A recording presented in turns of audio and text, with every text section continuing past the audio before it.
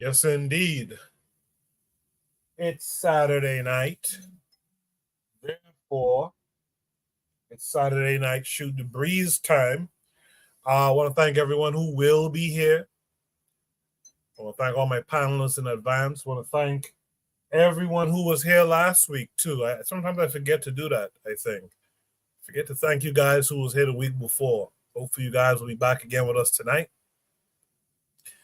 You know how it goes. I like to get on here and give you guys a heads up as to what we're discussing tonight. We'll be discussing Afrikan Stream. They have been banned on most of the major platforms. I think they're only still up on X or Twitter. We're going to talk about how the propaganda war is increasing. We're going to talk about, what's my boy's name again? What is his name again? Michael Eric Dyson.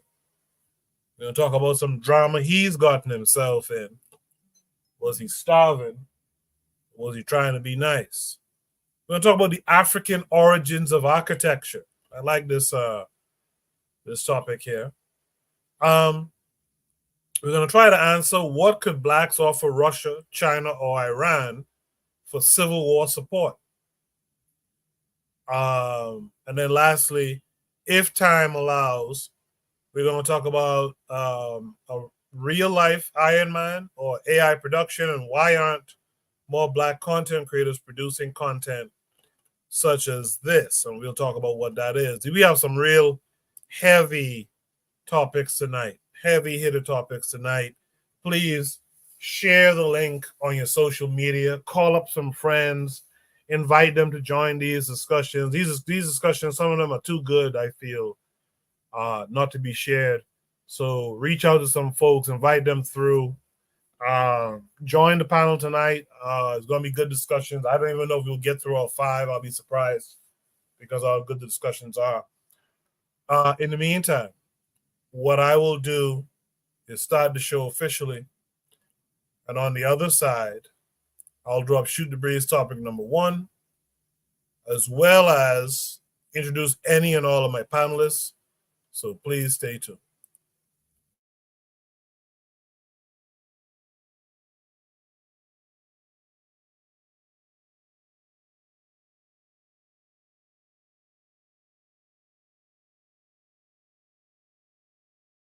You are listening to the Bitter Medicine Podcast on KWAZ Radio.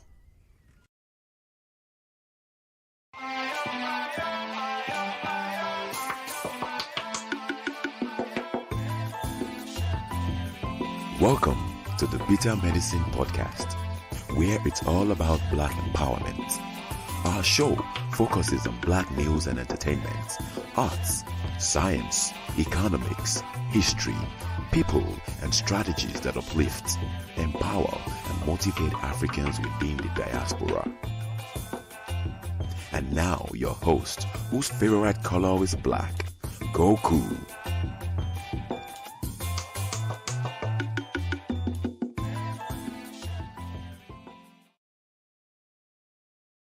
Welcome back to the Bitter Medicine Podcast. I am your host, Koku. Just want to remind you guys before we get the show rolling that this show is part of a podcast network called KWAZ Radio. There are other shows on the network you are invited to tune into. This is D Webb with the Harsh Reality Podcast, asking you to tune in where we tackle the news of the day that affects our community, only on KWAZ Radio. Peace, family. This is Oni, inviting you to listen to the Pro-Black Perspective, where black problems are addressed with black solutions.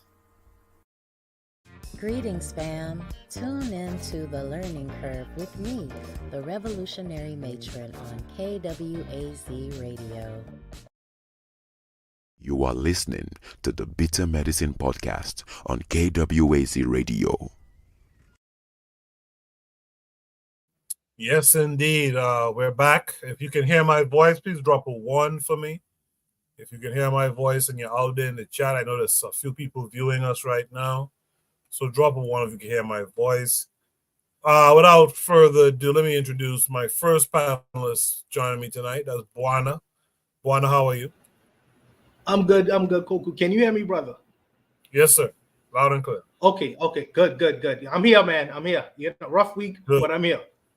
Yeah, same here. But good to see you. The matron is out there. She gave me a one. Let me know I'm being heard over the digital airwaves of YouTube. Matron says, greetings, everyone. Greetings to the matron. Hey, by the way, I'm glad the matron is there. Let me just say this again. You guys, make sure you support the matron. The matron was on this week again. I believe at one point she was reading Menticide from Bobby Wright. Make sure you guys support her, man. Tune in, give her likes, give her listens, help her channel to grow, and donate to the show to help her improve the show as well. And by the way, listen to all the other shows on KWAZ Radio. That includes Brother Bakari, that includes Forecast, that includes Realm in the Bush, and Kofi the Black Critic. Make sure you guys are tuned into all their shows. Without further ado, I guess, because it's just me and Buana for now, I'm sure other people will trickle in.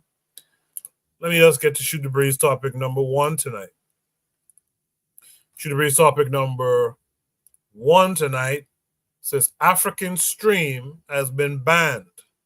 The propaganda war is increasing. Before I go to the attachments, let me welcome in our brother Black Steel this week. Black Steel, how are you? I'm doing great. How are you today? Good. Thanks for joining us, Black Steel. So yeah, Shoot the Breeze topic number one. African stream has been banned. The propaganda war is increasing. This came with a few links. We'll go through them. They're all on X. This is African stream. Let me make sure you guys can see what I see. Yes. So on X or Twitter, African stream put up this post that African stream has been banned by Instagram, Facebook, and YouTube. We were censored after U.S. Secretary of State Antony Blinken made false, unsubstantiated claims against us on Friday. To be clear, contrary to the accusations, African Stream does not receive any funding from any state. We will shortly release a full statement regarding our work, our funding, and these accusations. We are currently consulting our legal team to figure out how best to move forward. We thank all of our loyal followers and encourage those who want to hear our Pan-African perspectives to join our Patreon and Telegram. We are also still on TikTok and X, at least for now. So this came with this video. Let me play this so you guys can. Actually, let me check something. Yeah, I'll play the video in the next prompt. But they go on to say our motivation has been and will always be our undying commitment to Africa and African people, and our desire to see our continent liberated from the shackles of imperialism and our people treated with dignity and respect in whatever part of the globe they reside. These are the links on TikTok, Telegram, Rumble. And someone said here, I've known for quite some time that you are always being shadow banned just like me. So this is a thing that happens with a lot of pro-Black and Pan-African type of pages. This has happened to us on several occasions. So you have to watch out for that. Let me play this video from the guy who's mentioned here. This guy here. He's blinking, right? Yeah. Let me play the video from him. Let me share this screen with you guys. Let me play this video and then we'll discuss.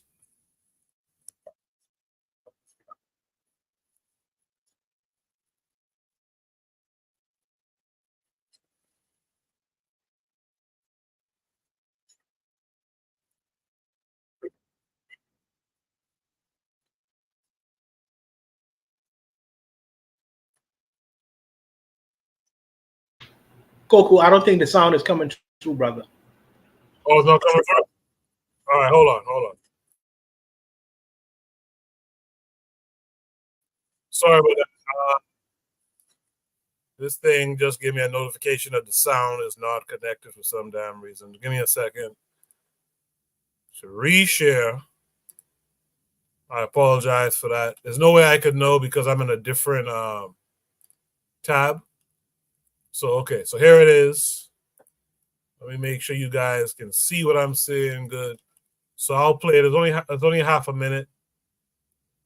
RT also secretly runs the online platform Afrikan across a wide range of social media platforms. Now, according to the outlet's website, Afrikan is, and I quote, a pan-African digital media organization based exclusively on social media platforms, focusing on giving a voice to all Africans both at home and abroad.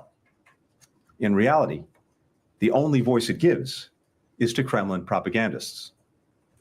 RT also secretly runs the online platform Afrikan across a wide range of social media platforms. Now, according to the outlet's website, Afrikan is, and I quote, a pan-African digital media organization based exclusively on social media platforms, focusing on giving a voice to all Africans both at home and abroad. In reality, the only voice it gives is to Kremlin propagandists.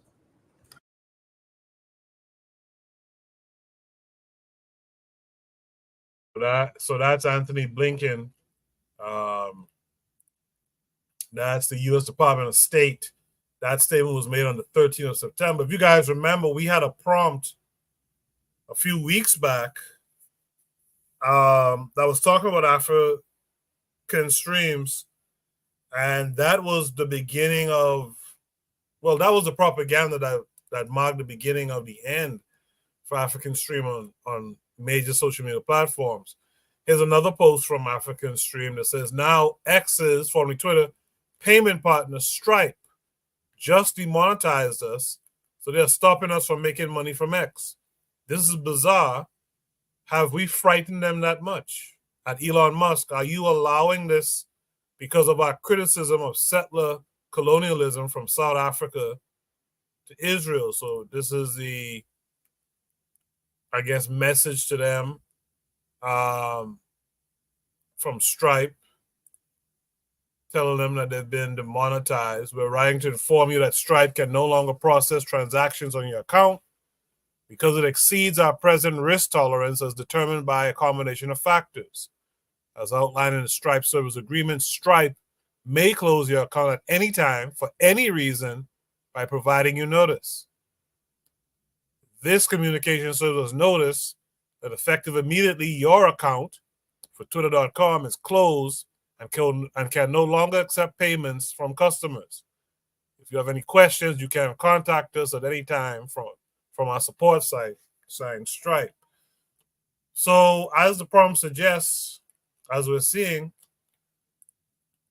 the propaganda war is increasing. In the chat, let me shout out a few people before I turn to my panelists. We got KW7 says Blinken is a small hat, not surprised. The matron says, you know that only the psychopaths are allowed to run propaganda. They refuse to allow any other voice to be heard, especially the Black Eagles African voice. Our brother Anthony McPhail is out there in the chat. He says, peace to the panel in the chat. I'll join in a few. I appreciate that, brother. And Trigger Happy is out there saying peace. So yeah, should be topic number one. African stream has been banned. The propaganda war is increasing. Black Steel, what did you see this during the week, and what were your thoughts about it? Yeah, I saw it during the week, and I'm not surprised. It's disturbing, but it's consistent. So the idea that African stream is taking talking points from the Kremlin, excuse me, is a long-standing U.S. State Department talking point, going back to the Civil Rights Movement. So the idea was that the Civil Rights Movement was actually funded by the Soviets during the Cold War as a way to destabilize America, and that Black people in America didn't have any real concerns. It was really the Russians gassing us up and pointing us, as if Black people were just perfectly content and perfectly happy, and that the Russians were just using Black people as a way to attack the U.S. Black people in America have always been seen almost like a revolutionary element, sort of like a fifth column, kind of like the idea that these people can be used against us. And that's kind of been the case throughout American history. Even if you go back to the War of 1812, it was Black people who led the British to the White House and helped them burn it down during the War of 1812. So the fear that a foreign enemy could use Black Americans as a way to attack America is a long-standing fear of America. And that the idea that the Russians are influencing, and think about some of the ideas they say are Kremlin talking points: reparations, police brutality, systemic problems in America. These are all things that the State Department accuses of being Kremlin talking points. And the idea that these Black people are Russian agents spreading misinformation. And he says this so confidently, and he has no information. There's no statistical information, there's no data, there's no proof. He just says it, but it's a bold-faced lie. Another example, there's a group of there's a Black organization called Uhuru out here in Florida, and their members have been placed on trial for, spreading Russian propaganda, working, against the U.S. as traitors to the United States. And the only thing they were saying is that the United States shouldn't be at war or shouldn't be helping fund the war in Ukraine. The United States is currently not at war with Russia.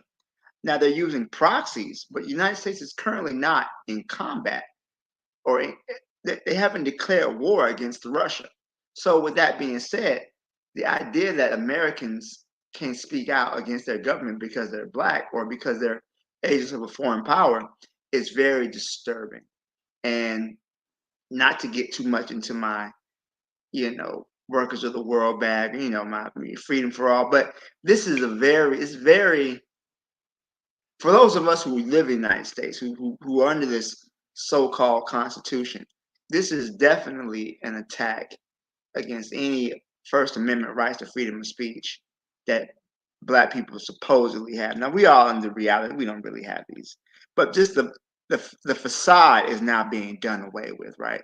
It used to be they would pretend, but now they're not pretending anything anymore. Now, if they don't like what you say, oh, you're Russian, you work for Russia. It's a new Red Scare all over again. For those who might be listening, the Red Scare was a point, and at the end of the First World War, where the fear of Soviet or Russian invasion of America, everything was led by communist plots. And another thing is that, especially during that time, the communists were some of the few white people, especially in the early 20th century, who were openly in favor of civil rights and equality with Black people. So I think that all of that combined kind of shows the idea that, hey, they want to spread this lie. But in reality, it's just about keeping Africans from speaking out, Africans from having a voice. African Stream was very, very vocal about imperialism, about the wars in the Congo, in Sudan, in Palestine. They were a voice for Africans all across the diaspora. They never made a distinction of, these Black people over here, these Black people over here. They were always focused on everybody, one Africa. We all African people, and we all have to organize and unite for our liberation. So I still follow them on TikTok, and I'll continue to follow them. But I do think it's a concerted attack, and this is also why they want to get, the government is trying to sue to get rid of TikTok, because TikTok is not controlled by the State Department, and that's a problem for them because it's an alternative voice, not just for what's going on in Palestine, what's going on in Africa, and all over the world. They're not following the talking points that they want to hear, and it's considered a major threat. So I'll go ahead and let others speak. Thank you, Koku. No problem. Thanks for that, Black Steel. Yeah, like Trigger Happy in the chat said, he said a few things, but one of the things he said is, but yeah, this is the natural conclusion if you are on their platform. You just have to be wary and ready pretty much. I really would like, personally, I talked about a month or two ago, even these live streams that we do here, and all the other guys who do streams, like Bakari, who's in the chat now. If we could do it from our own website as opposed to and use YouTube as more of a place to kind of advertise the show in a sense, but really be streaming from our own, from our own platforms. There's a BB Toomey, but it's not. BB Toomey has a little ways to go, because one of the things I noticed, people were talking about, man, Africans need a social media, and there is a BB Toomey. I don't know if it's quite big enough, etc., but we really do need somewhere that we can be, albeit on the internet, Al Gore's internet, but our own little spot. That'll be great to have. Shout out to Jose, who's out there in the chat. Shout out to Brother Bakari, who's out there in the chat, saying peace and Black African power. I'll read some more comments in a second. In the meantime, let me hear from Buana. Buana, what say you? Yeah. So, in response to some of the things that Black Steel would have said, I would just say that the job of the plantation owner is to ensure the success of the plantation by any means necessary, or protect the plantation. The job is above the plant. That's his job. So when Blinken is saying the things that he's saying, he is protecting his plantation. He doesn't want it to be undermined. So there is an expectation there, regardless of the fact that they talk about on the plantation, they talk about, oh, our slaves have freedom of speech. Our slaves could walk around and have freedom of movement, and all these platitudes that they issue to the rest of the world. As Black Steel would have said, we know these things are myths. They myths. But I think that, as Koku was saying, as African people, we need to be strategic in our planning, or even in our reaction to things. For instance, I think that African Stream, the servers, I don't think that it's based in America. I think that it's based out of Kenya. And I don't think that their servers are actually within the United States. I think that they're outside the United States. So if their servers are outside of the United States, that freedom of speech issue doesn't necessarily come in legally. So Blinken has a right to protect his so-called country in saying what he says. Like, well, these guys are communists trying to undermine ISIS, and they could do it without having to use the Constitution. Now, if their servers were within the United States, that would have been a different story. That's a different conversation, completely different conversation. Now you could actually sue these people for doing what they're doing, and try and tell them that they are prohibiting freedom of speech issues. All these issues come up. I think it's funny though, because Blinkenship or people like these would take down African Stream for the spreading and the dissemination of information. But you have so much streams of anti-African sentiment on the same streams online, disinformation all day long, running 24/7. And these sites, these streams, these YouTube channels are never taken down. Never taken down. He don't even have a conversation about it. Matter of fact, you could talk about how Haitians eating cats all day online and dogs. And how these Africans are a bunch of savages doing all these, and these people are free to operate within the empire. But when it comes to the real dissemination of information, all these guys are communists. We don't want these guys to spread too much truths to the American people or the American population, because we don't want them to be properly informed. It's interesting. It's interesting how the plantation actively works to protect itself. Needless to say, if I was these guys, there are two options they have. I would use. Either you bring your servers from outside of the United States, bring them into the United States, and then make it a freedom of speech issue. I don't know if it's too late to do that, or you use the crypto model where you disseminate, you decentralize, which means that all of your writers, all of your presenters, they have their own channels now. You know, wherever they are in the world, they have their own channels now. And you just give them the information, you set up their platforms, and then you're no longer centralized. It's not only one target the government have to aim at. You have many different targets now because they're all over the world, with different servers in different places.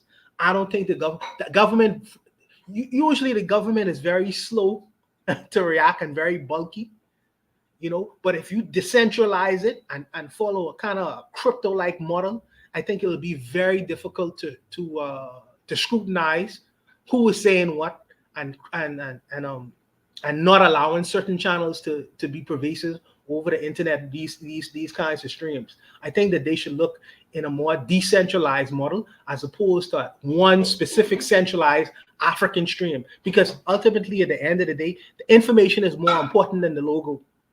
The information is more important than the logo.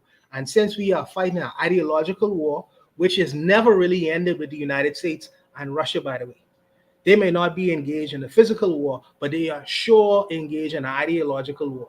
That's never stopped.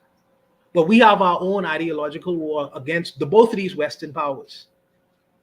So if I was them, strategically, I would try to decentralize my presenters and still get the information out there on the web if I was to react to something like this. But I'll leave it there, Koku.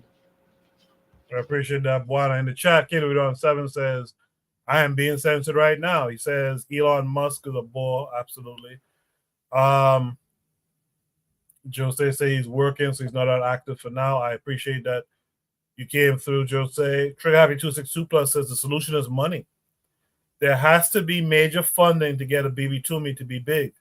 I know some will disagree that it doesn't matter to be popular, but mass media is quite literally about popularity. I wouldn't be one of those who disagrees. I've been talking about that on here for a minute now. We have, as Black Eagles African people, we got to put up or shut up, man. We got to start funding the things that we really not just want, but need. Trigger Happy goes on and said the money should be controlled by strong leaders in order to avoid corruption. This is essentially some aspects of what Gavi did. You need wealth to get this running. Absolutely. He says, to what Buano will say, he says, and it's honestly the smart thing to do in terms of controlling, speech.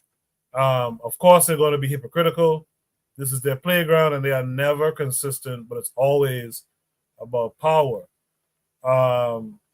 Lastly, Trigger says, so smart nation just understands that it is about identity curation and the control of information to make sure their people have good and healthy information for the benefit of the collective. Good stuff. If you have any more comments in the chat, anyone, put them up. I'll put them up on the screen for others to see as well.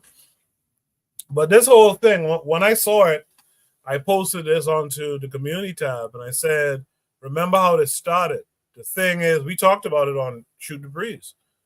These guys remember there was a journalist in America, a Black guy, who reached out to African streams and accused them of propaganda, misinformation and propaganda. And that was the beginning of this here, in my estimation.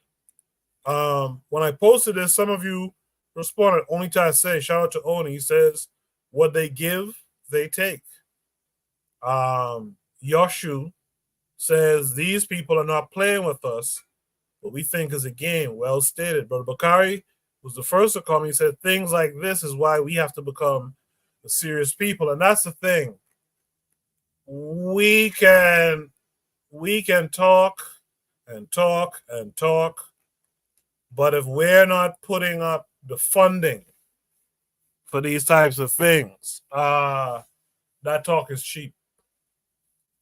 That talk is cheap. And that's the difficulty with doing the work for the Black community worldwide at that, is you need to have the funding. And I know there's some grifters who have done foolishness out there, but forget about that. When you look at African Stream, they do work. They do good work in terms of presenting us information from the continent and stuff like that. We got to support that stuff. I'm going to reach out to them actually and see how they can be helped. In the meantime, though, does anyone else here have any last thoughts on this prompt? I want to say something really quickly. So when they say freedom of speech, right? So basically what that means is that you can't be prosecuted by the government, right? So what they did, right? Anthony Blinken said this statement. So nobody from Africa Stream is being indicted by the State Department. The problem is that Google is a private company, and they have the right to take whatever they want off, as they see fit. So that's how they skirt around the freedom of speech thing. Technically, the First Amendment protects you from the government, not from a private company. You are right. That's true. That's true. So that's how they get around stuff like this. So that's just like, in America, you could have the Ku Klux Klan march down the street. You could have we could have whatever people down the street, and that speech will be protected. They won't be prosecuted, but they can remove a video off of YouTube, or they could take it off of Facebook because those are private entities. So that's what he did, and he kind of said that in such a way, because let's be honest, Google is working for the state. These government. That's probably why, again, they hate TikTok so much. Google, Microsoft, Amazon, all of these entities, all these corporations, when the government asks for it, they'll stop it, right? So when Anthony Blinken made his untrue statement, that was his little wink, wink. Hey, get rid of these niggas, right? Because that's a problem, which is why, because they're talking too much. They're too loud. They're bringing too much attention to our crimes, right? But it's not going to work, because it doesn't matter how much you try to close off the information, or how much you try to control the flow of information. The truth always comes out. Well said, Black Steel. Thank you for that. In the chat, Trigger Happy says, which is exactly why freedom of speech is not real when they say that, because the economic system is too freeform and can be controlled by individuals with major capital. But let's not forget, he says, those individuals are connected to the state in order to protect the interests of capitalists. I think that's a good last word to have on that prompt. So let's keep our eyes on this. Let's be vigilant. Let's try to change these circumstances, not just for African Stream, but even in promoting our own voices here as well. By the way, they always bring up this Kremlin talk and Russian bots and all this stuff, especially around election times too. If there's nothing else to say here, let's go to Shooter Breeze topic number 2. Shooter Breeze topic number 2 says, was that brother starvin, or was he just trying to be nice? This came with several attachments. Let me share the first one here. So this takes us to X again. This is from Breaking 911. It says, OMG, Rep. Nancy Mace puts text screenshots into the congressional record showing Michael Eric Dyson hitting on her and sending her, quote, kissy emojis after calling her racist. This came with a video. Let's tune in and see what it is they're talking about.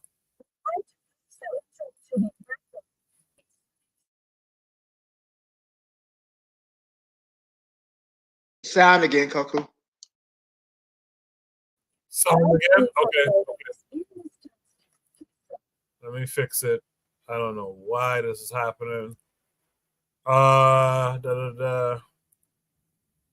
me share it again. Okay, let's hope that it works this time. I would like to also enter into the record a screenshot of a text message I received from the esteemed professor from Vanderbilt, Michael Eric Dyson, after my CNN interview, begged me for photos. In this text, he says, after calling me racist on CNN, shh, don't tell anybody, we look good together, and sent me a kissy emoji. Without then objection. the guy Order. says I'm gorgeous in all these photos. I don't think he's that bent out of shape on how anyone pronounces Kamala. And if we're going to have that standard, you got to hold it to both sides, not just one or the other. I would like to also enter into the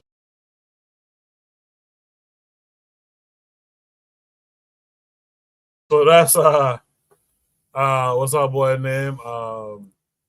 Michael Eric Dyson. You guys might remember. It's him right here. His claim to fame. He got on the scene doing some Tupac documentaries and stuff back in the day, and I always remember thinking to myself, why is this big light-skinned Negro have cornrows? And you could tell he's like a professor. If anyone remembers that, drop a 1 in the chat. Who remembers when he did the Tupac documentary with the cornrows, just trying to be down, so to speak? It was very problematic. Although he speaks well on a lot of different issues, this hair is not a good look. This came with another link where he's copping pleas, so we'll tune into that next. This is the text exchange. I sent her, Abby Phillip, the host of the show, suggested we take pictures. I said, let's take a picture. She said, Abby said, when you post it, then tag me too, and then we'll have fun. Because the whole point was two bipolar opposites. Michael Eric Dyson on one side, Nancy Mace on the other. So I sent her and she said, great pick. And I said, shh. Don't tell anybody, we look good together, with a laughing face and a kissy face. And my point was, shh, don't tell anybody, because we are bipolar opposites. You're on one side of the spectrum and I'm on the other side of the spectrum. And she said, ha, ha, ha, ha, ha. And I said, well, your gorgeousness makes the photo, so there's that. And a little smiley face. Again, I'm just saying that trying to be nice to her in the belief and the effort that if I'm nice to her and I prove that we don't have any bitter consequences from our fracas on television, that we can be relatively kind to each other, and I'm being nice to her. There's no hitting on you. I said, by the way, I've spoken twice at the Citadel. She said, oh, that's awesome, and sent 3 American flags, and I hit the exclamation point. She put a heart on the, well, your gorgeousness makes the photo, so there's that. Then she removed the heart two days later because she knew she was up to some mayhem. I ain't tried to hit on this woman on no day. Why are you being nice to white women is the question, though. So as it turned out, 2 folks posted a prompt on this, and one of them posted, let me find where I'm at. One of them posted this YouTube video. Let me cue that up for you guys. We'll watch it and then we will discuss it. So this one's a little bit longer. You can sit back, take it all in, and then we'll discuss. White disregard for the humanity of black people. Oh, so now you're calling me racist. I just said you weren't a racist. That is complete. No, you don't have to intend racism to No. You are intending that your disrespect of Kamala Harris is part and parcel of disrespect. It's offensive, Congresswoman. Why can't you just? I'm not calling you a racist. I'm saying what the practice is. You are. You absolutely are. Let me get. No, what's disgusting is your disrespect of her. Professor. So I don't want to hear it. It's fake outrage. I would like to also enter into the record a screenshot of a text message I received from the esteemed professor from Vanderbilt, Michael Eric Dyson, after my CNN interview, begged me for photos. In this text, he says, after calling me racist on CNN, shh, don't tell anybody, we look good together, and sent me a kissy emoji. Yeah, Michael Eric Dyson. Just last month, a clip of him went viral on CNN where he was WWE wrestling with this woman on TV, only to make Black women emotional and weaponize that energy for Kamala's benefit. Well, if you want to talk about misinformation, we can talk about Kamala Harris's Google ads, like literally taking headlines from mainstream media and rewriting them, which should be against Google ads policies. And to date, more than 3 weeks in, Kamala Harris hasn't given a single interview. She hasn't come on your program. She's not answering questions. It's She's not Kamala, giving first speeches. of all. It's not Kamala. It's Kamala. And she's not yet the candidate. She's only been in office, only been a candidate for 3.5 She's been weeks. vice president for 3.5 years. and Trump went a whole. She's aided and abetted by mainstream media. If you saw the headline by a neighboring network a couple weeks ago, when Donald Trump came out with his no taxes on tips policy, all of the headlines on mainstream media were derogatory. Kamala Harris comes out with her Kamala Harris comes out with her policies on no taxes on tips, which is Donald Trump's policy, by the way. All of the headlines on mainstream media were positive and glorious and thoughtful. I guess y'all are standing up for him because he didn't say any of this today. Well, everything you're saying this is a nothing he's question. ever said. One of the things that we learned about her policy that she's going to roll out is support for a ban on price gouging. Mm-hmm. Now, I think reasonable people would ask, what does that mean? What does that really mean? And how is the government going to be involved in it? Here's Noah Rothman in the National Review. He describes this policy as a rank pander to the economically illiterate. And despite the presence of many who fit that description in Congress, they understand that allowing the executive branch to functionally set prices is a brain dead idea that would only hurt consumers in the long run. I mean, is this just a ploy? Because it sounds kind of like it. Well, look, if you like it, it's called good policy. If you don't like it, you call it pandering. But is it really policy? I mean, price gouging?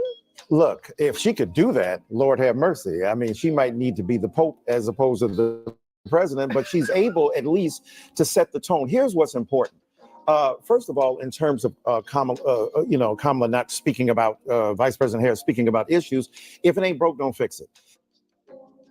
Kamala's. You almost got I will say Kamala's name any way that I want to. No, but you mispronounced her and you also misjudged her. I just did, and I'll do it again. Mispronouncing her name. That's a refusal to acknowledge her humanity. If I purposely mispronounce your name, that would not be appropriate. Policies are Joe Biden's policies. She owns You're it. normalizing that kind of viciousness, man. 33 times. She was the deciding vote she was the vice on president. Joe Biden's bill. We know that times the deciding vote on Joe Biden's bills in the Senate. Yeah, let me just say this, because this Congresswoman is a wonderful human being. But when you disrespect Kamala Harris by saying you will call her whatever you want, I know you don't intend it to be that way. That's the history and legacy of white disregard for the humanity of black people. So now you're calling me racist. I didn't say. I just said you weren't a racist. That is complete. You don't have to intend racism to No. You are intending that I am your disrespect racist, of Kamala and Harris that is part and parcel of a tradition of disrespect. It's offensive, Congresswoman, and it's why can't you just? offensive. I'm not calling you a racist. I'm telling you what the practice is. You are. You absolutely are. No, what's disgusting is your disrespect of her. Professor, this gentleman said, you know what? I didn't know her name. He's trying to do is it. her disrespect of women. She doesn't know what a woman is. And if 25 years ago, white women don't have the ability to tell black women who paid the price of blood to make this country what it is to tell them they're not real women. 25 years ago, I became the first woman to graduate from the Citadel, the military college of South Carolina. I fought my way through it. So pronounce her name right. Sweat, and tears. So pronounce her name right. Kamala Harris. If I were a man, You said I will say Nancy. anything that I want. It's Kamala. You're doing this on purpose, Congresswoman. That's disrespectful. You can't expect people to If respect a your man service put on if a you don't skirt respect and walked her. that stage 25 years ago, she You're a would have white said woman she would have disrespecting a taken black that woman. That is achievement away from problematic. women. That's disgusting. That's their main strategy of deflection. If someone mispronounces Kamala's Indian name, they'll bust up the whole conversation and flip the discussion from a serious topic like the economy, the border, or inflation to a lecture about this pretending chameleon's name that a lot of people can't seem to get right, by the way. Most black people look at her name and pronounce it as Kamala. Even her own supporters, they just don't know how to say her name.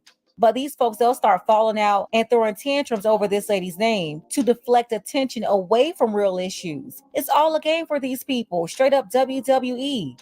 But do you know right after Michael Eric Dyson had that exchange with Nancy on CNN, his fake phony self slid her flirty text messages? This is after he insinuated she was racist for not saying Kamala's name right. My colleagues across the aisle said that those that cannot pronounce Kamala's name correctly are elementary-aged children. I would like to enter into the record an article by Newsweek saying Bill Clinton pronounces Kamala Harris' name wrong during DNC speech. Bill Clinton, along with Al Sharpton, rapper Lil Jon. Let's not forget that Joe Biden can't say her name right. Neither can Supreme Court Justice Sonia Sotomayor. And this morning on Morning Joe, Joan Baez called her a camel. So I don't want to hear it. It's fake outrage.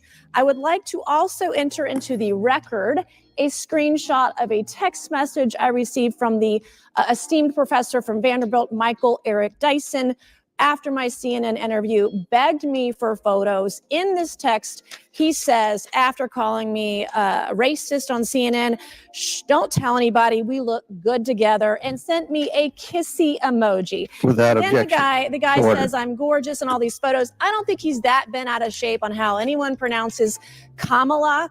And if we're going to have that standard, you got to hold it to both sides, not just one or the other. Yeah, while Michael Derrick Jackson Jr. was writing love letters to black women on social media after the Shade Room posted his fake rant, he was sliding kissy faces to that same white woman he was going in on. I'm telling you, you can't make this stuff up. While he was out here writing these love letters, faking like he was protecting black women by calling out a white woman mispronouncing a Red Dot Indian's name, he was asking this same white woman for pictures. Just a love note for black women this morning. For little girls, for aunties, for grandmothers, for wives, for partners, for lovers, for teachers, ditch diggers, engineers, around the way girls, to presidential candidates. We black men who have too often failed you, who have too often not said the right thing at the right time, who have been vulnerable to the claim that we have forgotten what you have done for us, the magnificence of your service to our people, the beauty and power of your spirit at times when we flagged. Now, Michael Derrick Jackson Jr., stop playing in our faces. He done had that cataract surgery. Now he's trying to get it in with other women outside his marriage. I'm about to call the surgeon and tell them to put them old lens back in. Writing love notes to black women and calling a white woman a racist in front of black women, only to pull at the heartstrings and the emotions of black women and weaponize our own identity against us. How was the lady so racist, Michael Eric Dyson, but you told her y'all look good together? And by the way, where's your black wife at, sir? Where is she? I know she won't be happy with this. Up here calling the lady gorgeous, asking for pictures. Like what? And then this Democrat shield went on the Breakfast Club to defend Kamala once again after Dr. Stein and Dr. Ware was on the Breakfast Club and embarrassed Angela Rye-Bread. So I think it's right for us to acknowledge that in this election, we are choosing between that on the one hand and a woman who is the representative of all that is great and good about America. As a black woman, and black women already running stuff, they might as well run the country. That's right. I mean, at the end of the day, without black women, where would we be, right? I wouldn't be here. Most of us wouldn't be here without a black woman. And a black woman, not only in terms of physically, but in terms of the mental approach. You know, that's the most disrespectful part of all of this. Allowing this woman to cosplay as a black American woman, putting on a black woman's costume and accent, then really she's hijacking black history by acting like she's one of us. Y'all do know when there's a real black woman candidate after Kamala, she'll be robbed of all this fanfare that they're giving to Kamala as the first so-called black woman when she's not even black. Listen, people don't like hearing the truth. They love when people lie and pander to them. But I'm sorry, Michael Derrick Jackson playing with their emotions, lying to you, pandering to you, he's the enemy. This man spent all that energy defending Kamala, the cosplaying chameleon, an Indian woman, just to send these messages to the same woman he called racist on TV, trying to show out for black women, telling her they look good together. And isn't he married to a black woman? Where's his wife? Special thank you to Roland C. I appreciate you, Roland, for all of your support, as well as John C., One Community, Emmanuel. Yes, indeed. Mine is landed on thick. Black Steel said he's cooked. Jose Braun said shit show. Shout out to Ty Crew who's out there. He said, unmatched silver tongue. Trigger happy only could say LOL. What a shit show indeed. What a shit show indeed. Before we go any further, let me introduce our boy, our brother, Anthony McPhail. Anthony, how are you this week?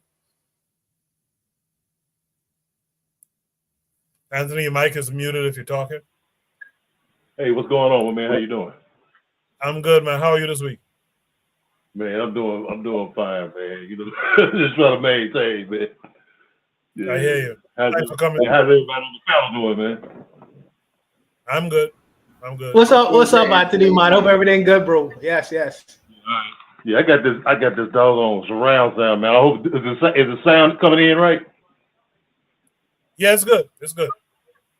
Okay. Yeah. Anthony, I'll start with you. I assume you saw these videos. What say you to all of this? Hey, man, to be honest, man, I called about the last almost 10 minutes because I was trying to get my phone right, man, so I could join the panel. so yeah, I was trying to work on that. I caught the last several minutes of it though, man. I think I had seen some earlier in the week on one of the shows, man. But yeah, man, it was hilarious to me, man, because man, y'all know who Michael Larry Dyson is, man. You know what I'm saying? I mean, I don't know, man. He one of them Negroes who is just like, you can't even take him seriously, man, because I mean, he run his mouth and he'll say 1,000 words and don't be saying a goddamn thing. You know what I'm saying? Just came in for the Democratic Party and everything. I mean, not that I'm like for the Republicans or nothing like that, but I mean, he ain't nothing but a little mouthpiece for them, man. And I don't know, man. I was disappointed to me. I ain't have too much to say about it. It was comedy to me, man. I'll leave it at that, man. Yeah, it was interesting. I think Pink Book Lessons shout out to Pink Book Lessons. I think they did a good job pointing out you guys are on this panel discussing, supposed to be discussing policy and whatnot. You guys are arguing about the pronunciation of Kamala. Now, I know that she made a stink about it when she ran on the VP ticket. She made it a point. In fact, I cracked a joke about it on Shoot the Breeze. She made it a point to state that her name is Kamala, not Kamala. But, man, based on how that's spelled and whatnot, people will say Kamala. How about we deal with some real policy and whatnot? And these guys spend that time just arguing about the pronunciation of this woman's name. Now, I understand as a white woman being disrespectful. I get that too. But damn it, what are you doing being nice to the white woman behind the scenes, in the DMs, as the youth them say? What are you doing in the DMs? Bono, what was the brother starving, or was he just trying to be nice? No, I believe he was starving a little bit. I believe he was fishing. But first of all, let me say this. Shout out to Abby Phillips. Abby Phillips, to me, the CNN presenter, that black sister, she's one of the finest women. Yeah. Anyway, she's a very fine sister. Shout out to her. But this sister right here. But I think he was trying to haul at her. I think he was trying to keep it on the DL. But Dyson needs to understand that he's an older gentleman, and he don't need to put him. If he trying to mess with these chicks, he need to put them in compromising situations as well. Because these chicks, they out for blood. They trying to seek any little edge to make themselves popular, even if that means sinking you. So you need to think with your the brain on top of your head rather than that other brain, because you aren't making wise decisions, brother. You need to understand that Karen is always a Karen, no matter if she's have on slippers and curlers in her head walking out in the streets, or if she has on a nice pantsuit. A Karen is a Karen. So you need to use your brain.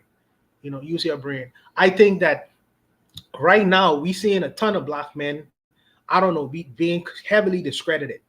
Just today, I was watching the Republican this guy named Mark Robinson, lieutenant. He was running for governor of North Carolina, and they found some crazy things about him. You know, and he was visiting porn sites and calling himself the Black Nazi, and saying that he wishes slavery come back. He was saying that he slept with his sisters, he slept with his wife's sister, all kind of madness. You know, so it's like, I understand that being the silly season right now, and for people who have skeletons in their closet or certain things to hide, sometimes this stage ain't for you.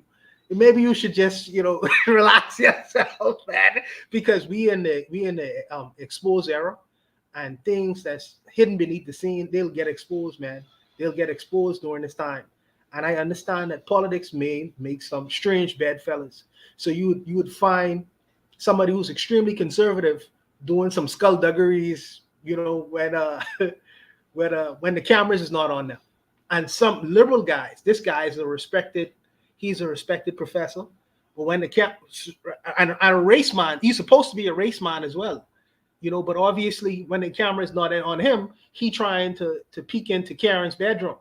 The same thing, they took a picture of Dr. Umar Johnson speaking one day in a mall to this white girl. For what reason, we don't know, because he can cop all kind of pleas.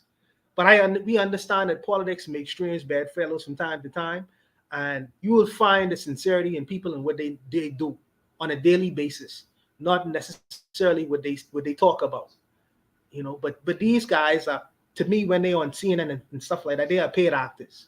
They are paid actors, and sometimes attraction don't have no racial thing. You know, attraction is attraction for some fellas. And with this guy, he obviously was probably attracted to this lady, and off camera he was trying to haul at her, and it turned against him because he forgot one fundamental rule at the end of the day: a Karen is always a Karen, brother. They don't like you for you, and even if they sleep with you, you are just a showpiece for them for a time. For a time, you know, you are a showpiece for a time. So, you know, you need to act and engage these people very wisely. Use your brain, brother. Use your brain. That's what I would say. The brain on top of your head.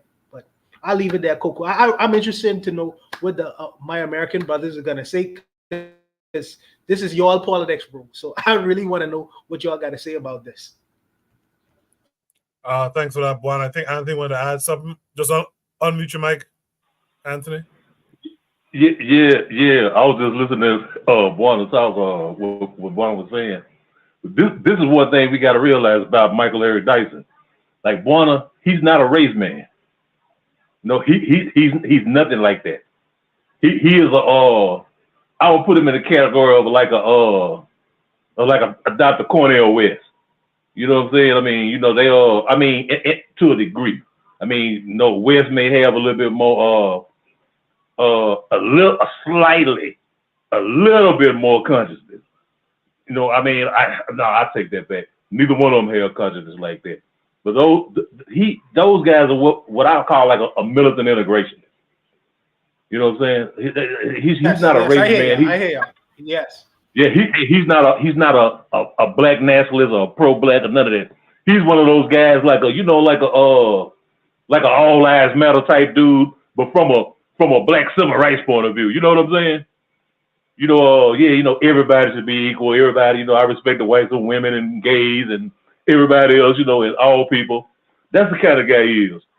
Now you get to talking about because I've listened to him for years and years, and I've heard him say some egregious and grimy shit about black nationalism. You know what I'm saying? About brothers, about stuff about Malcolm X and other people. You know what I'm saying? He's not that guy.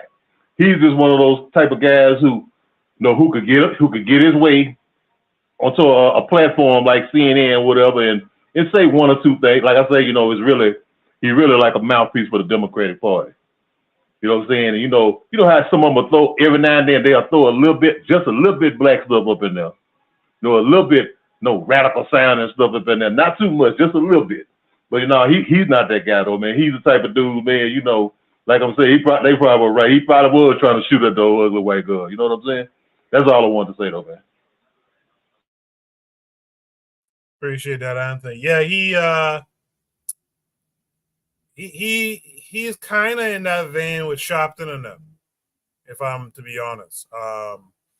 He speaks well about some things, but he's not going to be militant black. In fact, KW Don 7 in the chat earlier said Michael Eric Dyson is an integrationist, assimilationist joker. Erzuli is in the chat. He said that brother Buana's starving for some chocolate. That's not a bad thing at all. Ta Cruax, Buana, you won't defend the brother? And then Erzuliism says, hold on, my computer froze. Erzuliism says, bro, this man is a sexual deviant. How are you fighting against racism? That lady is a Republican. You are married, but your old ass can't hold that until at least the election. But Bakari adds that this guy, Michael Eric Dyson, said he told black people a long time ago to embrace being called an N-word. Wow, I didn't know that. Hold on. How is it that a 5-star deviant like Erzuli calling somebody a sexual deviant? Get him! Erzuli, come up and defend yourself, brother. Come up and defend yourself. But that's good stuff there. Earlier in the chat, Black Steel said he's cooked. Talking about Michael Eric Dyson. With that said, Black Steel, was this brother starving or was he just trying to be nice? Well, I guess he left his he was obviously flirting with this woman, right? And I guess he left it ambiguous enough. It's not like he sent a dick pic, right? He was just complimenting her, trying to, it was inappropriate, but in his stupid ass mind, maybe he felt, I'm just reaching across the aisle and none of that other crap. That's my problem with some of these militant integrationists, right? That they're willing to reach across the aisle to anybody, right? Even your enemies. This whole thing about, the better angels of our nature, compromise. So Dyson is a long time Democratic shill, right? He was all up Obama's ass. And one thing I will say different between Dyson and Cornel West is that Cornel West would speak out against some of the more egregious crimes of the Obama administration, right? I will give Cornel West that. He was not afraid to say the truth about President Obama. And I think that Dyson, and along with a lot of these Democratic shows, they're always pushing the lesser of two evils. And really, the reality is that they've been pushing the lesser of two evils for so long that it's really kind of hard to tell, where one ends and one begins. They look very similar in a lot of cases. The whole hoopla about pronouncing Kamala Harris's name correctly, right? Pink Book said that's a deflection about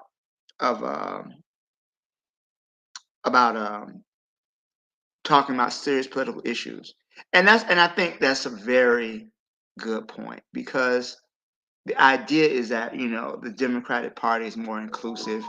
They have more people to help. They want to be a voice for all Americans, right? But at the same time, like, you're financing a genocide. So the idea is that, oh, we're pronouncing her name wrong, but you're financing a genocide. What's really more important in the big scheme of things? Genocide, or are we saying your name wrong? And I think that that's something that they talked about this too on the Breakfast Club interview with Jill Stein and Butch Ware, the two Green Party candidates. They were making a big, Angela Rye was making a big thing about her pronouncing Vice President Harris's name wrong. You know what? Fuck it. I'm just going to say Vice President Harris's name wrong, right? But the idea was that they're so hung up on the performative bullshit, right? They're not really getting down to the meat and potatoes of the issue, right?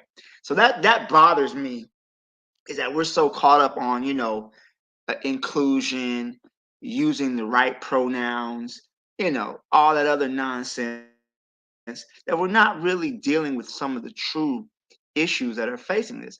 For example, she said she's going to make it against the law to do price gouging. So anybody who has a rudimentary knowledge of the executive branch knows the president doesn't have the power to do that. Let's see. They have the power to sign or veto legislation, command the armed forces, convene or adjourn Congress, grant reprieves and pardons, and receive ambassadors. They don't control the economy, right? A presidential, now they can make an executive order. What kind of executive order is going to prevent price gouging? I'm confused about that. But it sounds good, right? And then the Kamala saying, "Oh, look what she's doing. She's trying to help us." She doesn't have the power to do that. Even within the confines of the executive office, she can't do that. All right. It's crazy because it's just, again, I understand exactly what she's saying. That's not what, that's what they were trying to push back on during the interview, and then they got hung up on how to pronounce her name, right? So you see the grift where it comes from. Michael Eric Dyson, again, I'm not a fan. He's very, again, militant integrationist, Democrat. He is who he is. He says some things that are good. He says some bullshit, really, a lot of times. So we kind of know what side of the fence that he goes on. He just reminds me of some old preacher, who just kind of says what he needs to say to people coming to the congregation on Sunday. But overall, I think it was a bad look for him to do this. Like, you could have said nothing, bro. Saying nothing is always an option. Sometimes it's okay to just shut up. And I didn't know he was married, which makes it even worse. You're a whole married man trying to shoot your shot at this woman. And even if you say it was just friendly banter, you were just flirting, bro, you probably had grandchildren. Why are you out here doing this? This is ridiculous. So I'll leave it there, man. He fucked. That's why he's over there trying to clean it up and explain. He fumbled. I'll leave it there. Thanks, Koku. Yeah, he knows. He knows for sure. In the chat, Azuliism was out there talking his stuff. I invited him to come up, and he came up. Azuliism, how are you this week? Yo, I'm fine. First of all, I only came up because Bowana trying to play me. First of all, I'm not a sexual deviant. And then you have the nerve to say 5-star. Why are you confusing me with Oni? I don't even understand.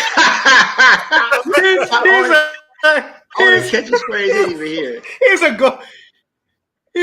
gold medalist Olympian deviant. But a Division I sexual deviant. But I agree with what everybody said. This is crazy. My thing is, men are gonna be men. I don't agree with anything what he did or whatever. But my man, you don't have all that doctorate you got. All that. I'm a PhD. I write books. Author. You didn't think that. Let me not send this text. Let me not try to do anything. You thought that woman was gonna keep that in her back pocket while she's going against the candidate that you are telling the whole world to vote for? And this is it again. This is why I tell people, yo, they are playing us, yo. They are playing the people, because at the end of the day, this guy knows whether Kamala gets elected or Trump get elected, he's gonna be fine. These people are playing us. They talk all that shit in front of people. Somebody said that they talk black and sleep white. All of that thing. And the most embarrassing that the brother just said is that you have a wife. Yo, F that you have a wife.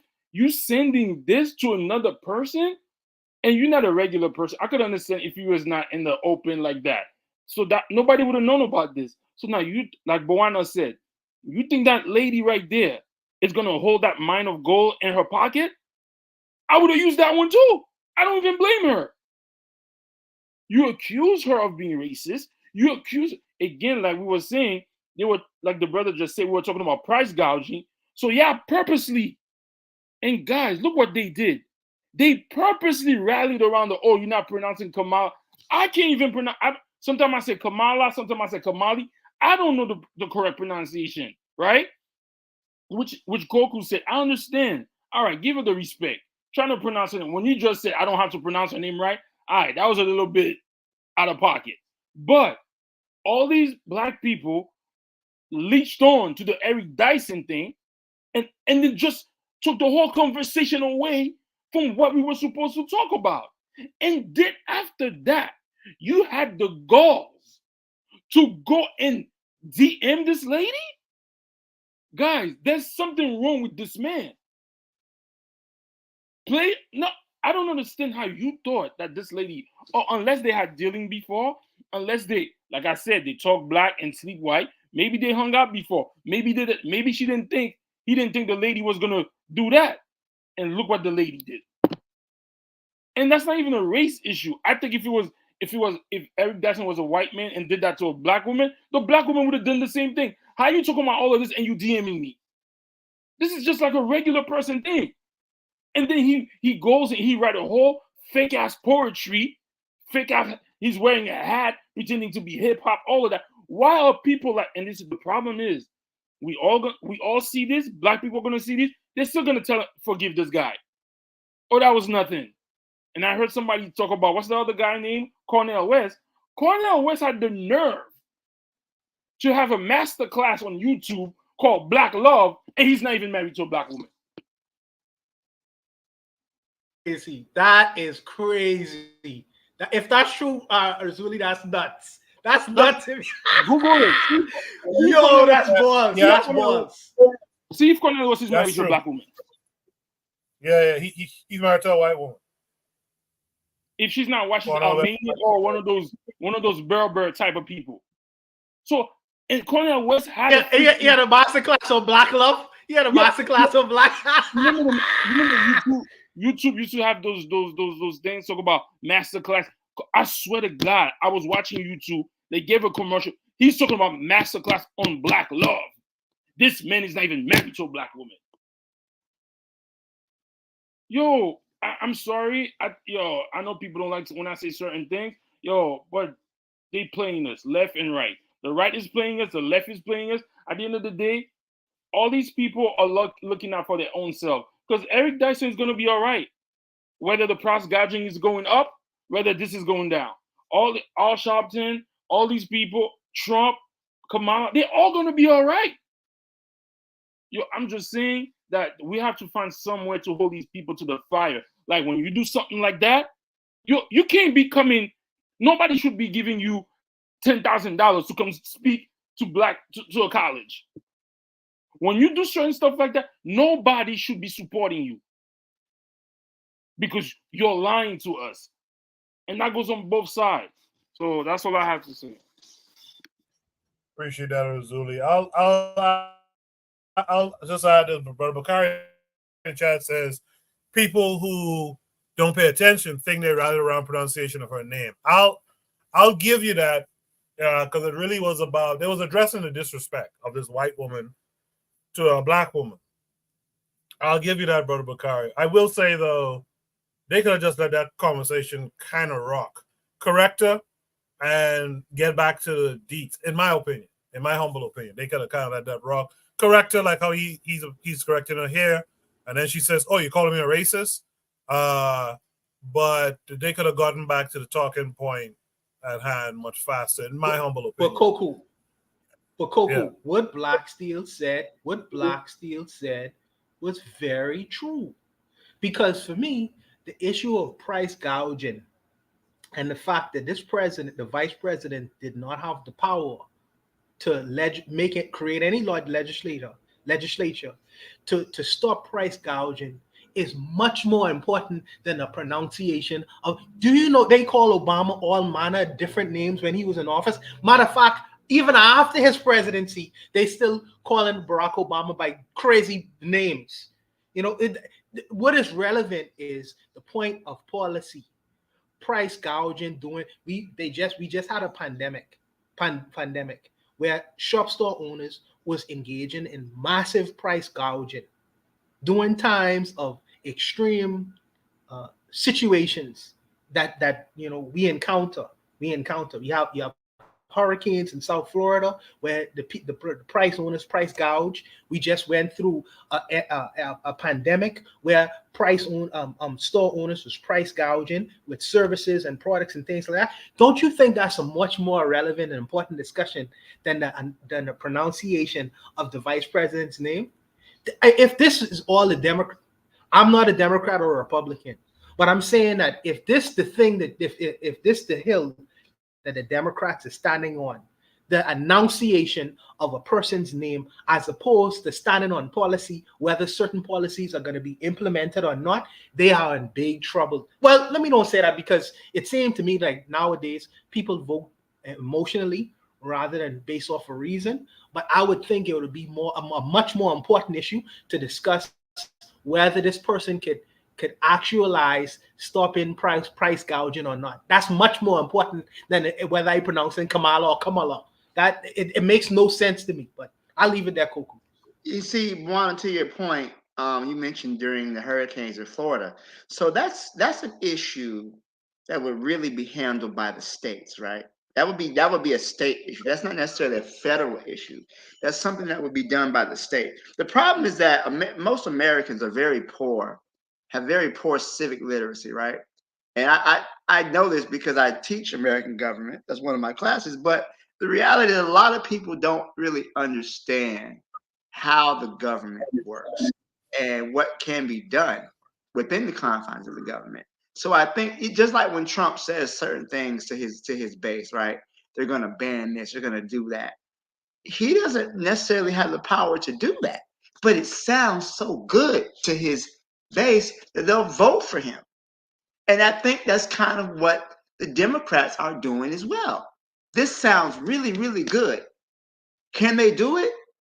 No, they can't. But how dare you talk about that black woman's name?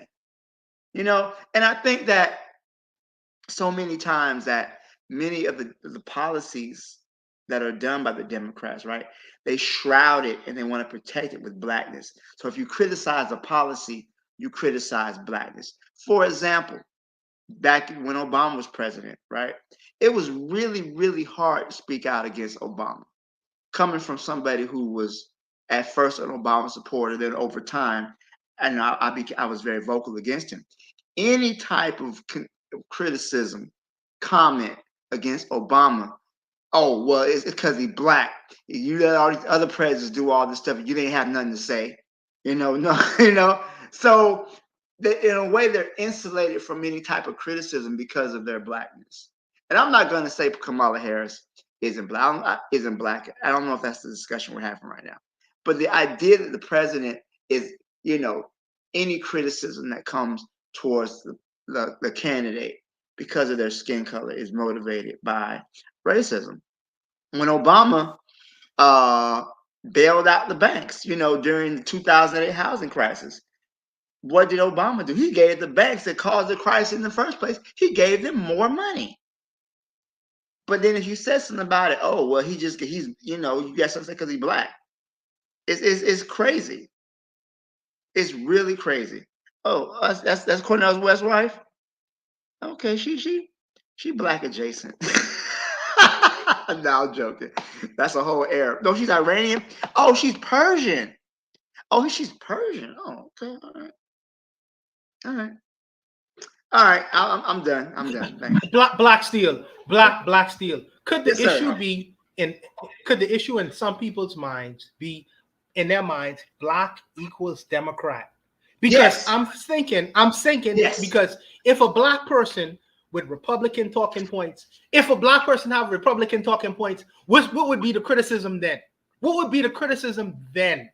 Because you can't say, well, you're criticizing him because he's black. So what's the criticism?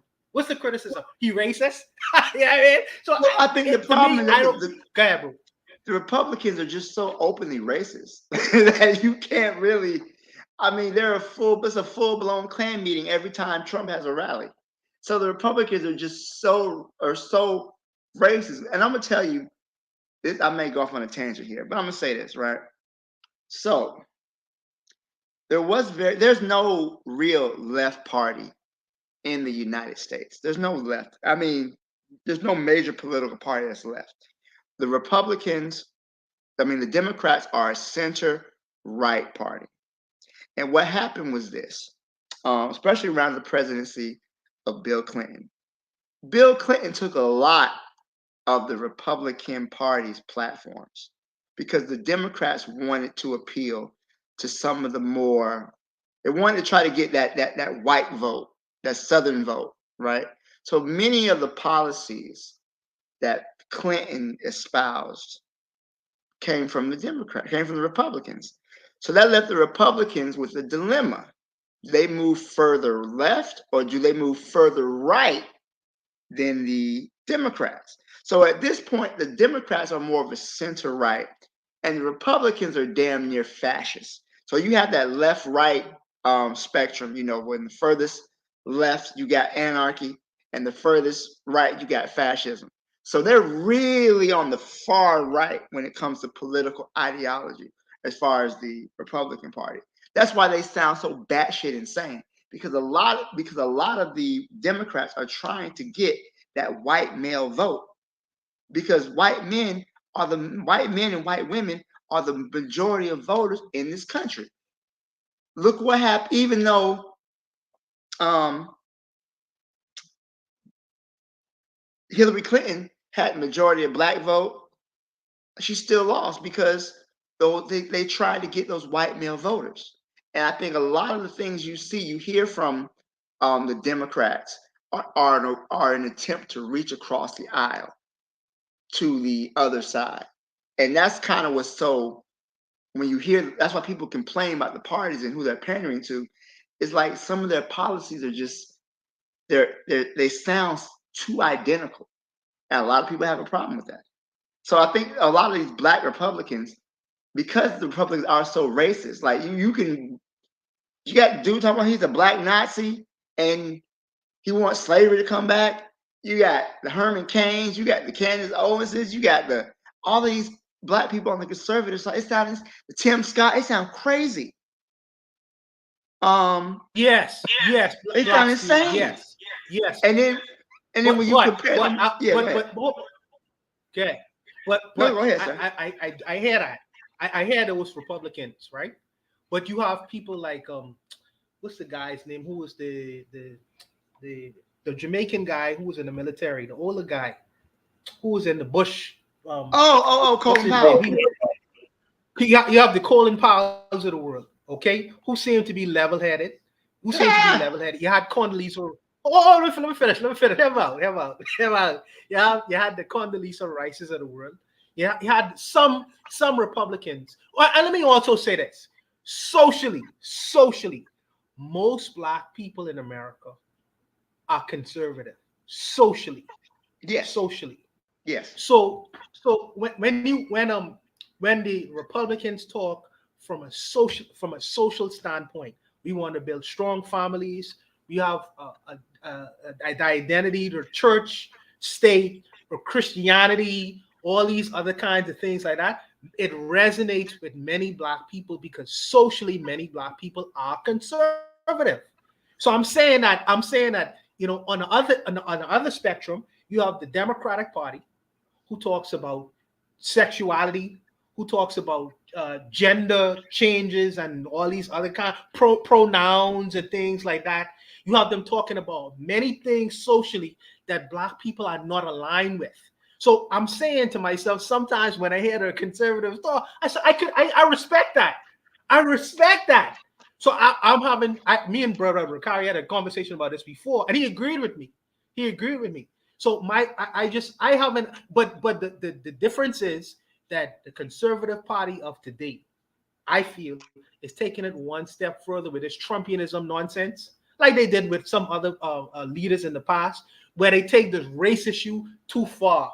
I think they're taking it too far, And now to align yourself with the Republican Party, you have to be, to me, you have to be a fucking white supremacist. Not me to cuss. You have to be a white nationalist to be aligned with the Republican Party of today. And I feel like this is where they go too far with conservative values. That's what I think. Standing from a distance. I agree with you. I agree. And I think that now I would say this too. I think that Black people do tend to be socially conservative, but they also understand that conservative, at least in the vein of America, usually means they're trying to maintain the status quo, right? And the maintenance of the status quo has always meant the disenfranchisement of Black people. And this is what many of us we understand this to be the case, that the idea of they want to return America to a time when we weren't so divided. When was that? What give me a year when that was the case, right? They really want to go back to a time before the civil rights movement when Black people were too afraid to speak out, is what they really want us to shut up. That's why there's so many attempts to undermine diversity, equity, inclusion, affirmative action, all that other stuff, because they want to roll back the clock. But they really want to go back to before Brown versus Board of Education desegregated schools. That's what they really want. That's the goal. If you let Clarence Thomas tell it. So many conservatives long for that time, but most Black people are like, nah, we can't. Even though we don't like the gay marriage and the pronouns, we don't want to go back to then. So that's why so many Black people tend to go towards the Democrats, only because the other party is just batshit crazy. And I completely understand why. I don't agree with it, but I understand why they do it though. Well, if I was Black people, I would rather go back before that, because you know why? When you look at Jesus Christ, when you look at statistically, Black people were more married. Black people had their own business. Black people were teaching their own children. Black people were, even though we could understand. I could understand what you're saying. You're saying that the it was a dangerous time where Black people were, but statistically, Black people had their own school, their own hospital. Black people were working more together. Black people were more. The communities were less the way they are now. Black people were more conservative back then. It's when Black people started going to the Democratic Party that Black people started being so liberal and stuff like that. So you said Jesus. I'm just saying that. I mean, so I think sometimes I'm just saying. Let me finish, brother. Go ahead, brother. I'm sorry. I'm just saying statistically, like Black people were doing. I'm not saying Black people were doing super, but Black people were put. Explain to me how Black people was. The inventors, a lot of the thing that created in the world, Granville T. Wood, Washington, that brother was before the civil right. Yes, they stole a lot of his patent. Yes, I'm not denying that, brother. But I'm just saying, going back. I feel that back. I'm not saying to go back. I'm saying let's go back to the unity we had back then. That's what I'm saying. To clear it up. Well, I think we can have that unity. I think sometimes when we talk about those, especially during those Jim Crow times, I think sometimes we don't always look at the full story, because especially during like the 1920s, 1930s, lynchings were common. Black people would starve to death. Like they would literally die of starvation back then, because we didn't have I mean, yeah, there were a few Black people. We had unity because we had nothing else. We was either that or starve. So I think the reason that many of us fought for those rights was just for our very survival, because at that point we didn't have anything. I can speak for Black Americans. All of us was not doing well. Malnutrition was an issue.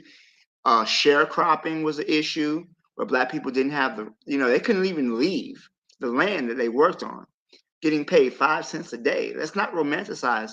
Times was hard. They had Black schools, but the schools were poor. They weren't funded. The hospitals were not funded well. A lot of this was not good. I think what I think happened, Razuli, is that initially the civil rights movement was a grassroots movement for Black people to have equal access and have the same facilities that white people had. They wanted it to be equal, right? But then you had the Black bourgeoisie. They wanted equality with white people. So it wasn't enough that the Black schools and the Black hospitals were the same, were equivalent to what white people had. It wasn't enough that Black people be left alone and allowed to grow without repression. They wanted to be integrated within the larger white society. And I think that's kind of where we lost focus. Instead of improving ourselves, the desire to be integrated into this burning building that we call the United States of America. Let's welcome in Brother Bakari. Brother Bakari, was that double starving? What's going on? First, I wanted to say, Yes, sir. I think holding a conversation with anybody that's trying to cape for Trump in what MAGA is doing, this is just my opinion, I think that has just gotten a little stupid. Any Black person that want to figure out something good about any Blagger that want to figure out something good about Trump and MAGA, let them have it. I don't even hold that conversation right there no more. Just your blood pressure go up. If Black people want to look at one side and think the MAGA side is okay, and because we said all the negative stuff about Kamala and the Democratic Party, the pronunciation of her name, which don't matter. But the most important thing what folks don't talk about is damn Project 2025, what we about to be under. They just get passes for every damn thing. That it's just crazy. You know, and my thing I've heard them talking about the civil rights movement. I think the problem is we look at the national civil rights movement instead of looking locally what you live and see what the civil rights movement did where you live, what those icons where you live and in your community, what they built. Yes, of course, nationally. What Black Steel said, some Black people, I ain't gonna say the Black bourgeoisie, I really don't even know what that is. This is some Black people that want to say they equal to white. It's some poor Black folk that want to say they want to be equal. But yes, they find some and they put them up on give them a position, and we tend to think, yeah, that's how we should go, because we can listen to anything, the national voice. And a lots of time when we look at the civil rights movement, we look at what has happened nationally and we hear what they say and play, but we never, ever, ever, ever, ever look at what's around us and what the people around us immediately in your city, in your town, who they'll never talk about on TV or the radio, who was a part of the civil rights movement, and look and see what they did in the civil rights movement and see if it was good for you. So I learned I don't let the national movement, I don't let the national movement I don't even get involved in that I don't get involved in that conversation too much no more either. I just ask people, what about your local civil rights leader? Can you name somebody that was close to you that did something good? And I bet you most of the time the answer to that question is going to be yes. I can name this person did this person did that, this person did this person did that. And I think that's what we need to focus on, the unity that Azuli was talking about. Can we get the unity back? Yeah, but I'm gonna be honest with you, man. I'm just being honest with you. I ain't trying to unite with nobody that caping for MAGA. I'm being honest with you. I want to shoot Blagger just as bad as I want to shoot MAGA. I'm just being honest with you. Anybody coming to me trying to make excuses for Donald Trump and the KKK and the white nationalists, no, we can't unite. I'm just being honest. We look alike. That's it. We ain't on the same team.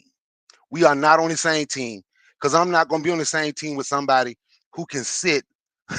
You got somebody who was once president ask, can he shoot those black people at the Black Lives Matter protest, who was protesting the murder of George Floyd, and we can figure out a way to say something, try to figure out a way to say something good about this side. I'm being honest. I'm not with them. So that unity would never, ever, ever, ever, ever, ever, ever, ever be with me.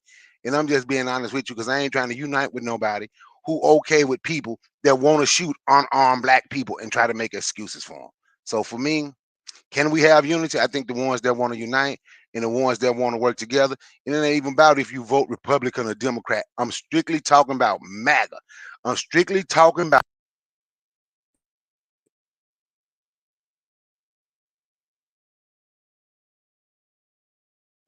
them. But that man, my daughter called me. I hear the mic. Bakari, I appreciate that. I just want to be a little clear about some stuff. Like me personally, I'm not a MAGA, a maggot, or any of that, or black MAGA, or whatever. I'm not sure if someone on the panel spoke about positively about Trump. And to be further clear, this prompt wasn't a knock against Kamala. This was really about Eric Dyson and his fuckery, going on this panel, scolding this white woman about the mispronunciation, backing down when she said, because he did back down and backtrack when she said, "Oh, you're calling me a racist," and then in her DMs, I don't know if it was the same day or the next day, right? And then she puts him on blast in a congressional hearing, I think it was. It's on record what he sent to her, which is just madness. So I just want to be clear for the listeners that this is not an anti Kamala prompt or anything. This is really about this guy and the fuckery that he did. Bakari had to take a phone call. Does anyone have any last thoughts on this prompt? All right. Yes. So should we start? Yes. I have last thoughts. I have last thoughts. Koku, me and Brother Bakari, we have disagreements all the time, because his method and approach is different from mine. I wouldn't close the door to people who have different political beliefs than I do, because the hope is for me personally to draw them closer to me rather than me drawing them closer to them. So I don't have that hard and fast rule that Brother Bakari does, where he completely closes the doors to people, because I like to see where people are coming from. Yes, they may have. Listen, bro. All us, whether we want to agree with it or not, we on the plantation. We on the plantation, all of us. And to some degree, many of us have been conditioned in different ways. Many of us have been conditioned in other ways, in different ways. My experiences may be vastly different from your experiences. Okay? But when I see you, I see myself. This is the reason why I could sit down at the table and still have a discourse and conversation with people who I completely disagree with. Because fundamentally, I promise you, within that conversation, I will find something within that conversation. I agree with you on that point.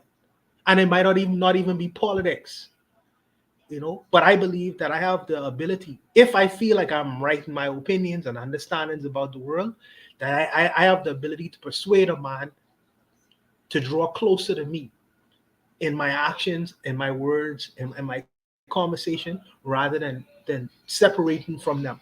I can't do that.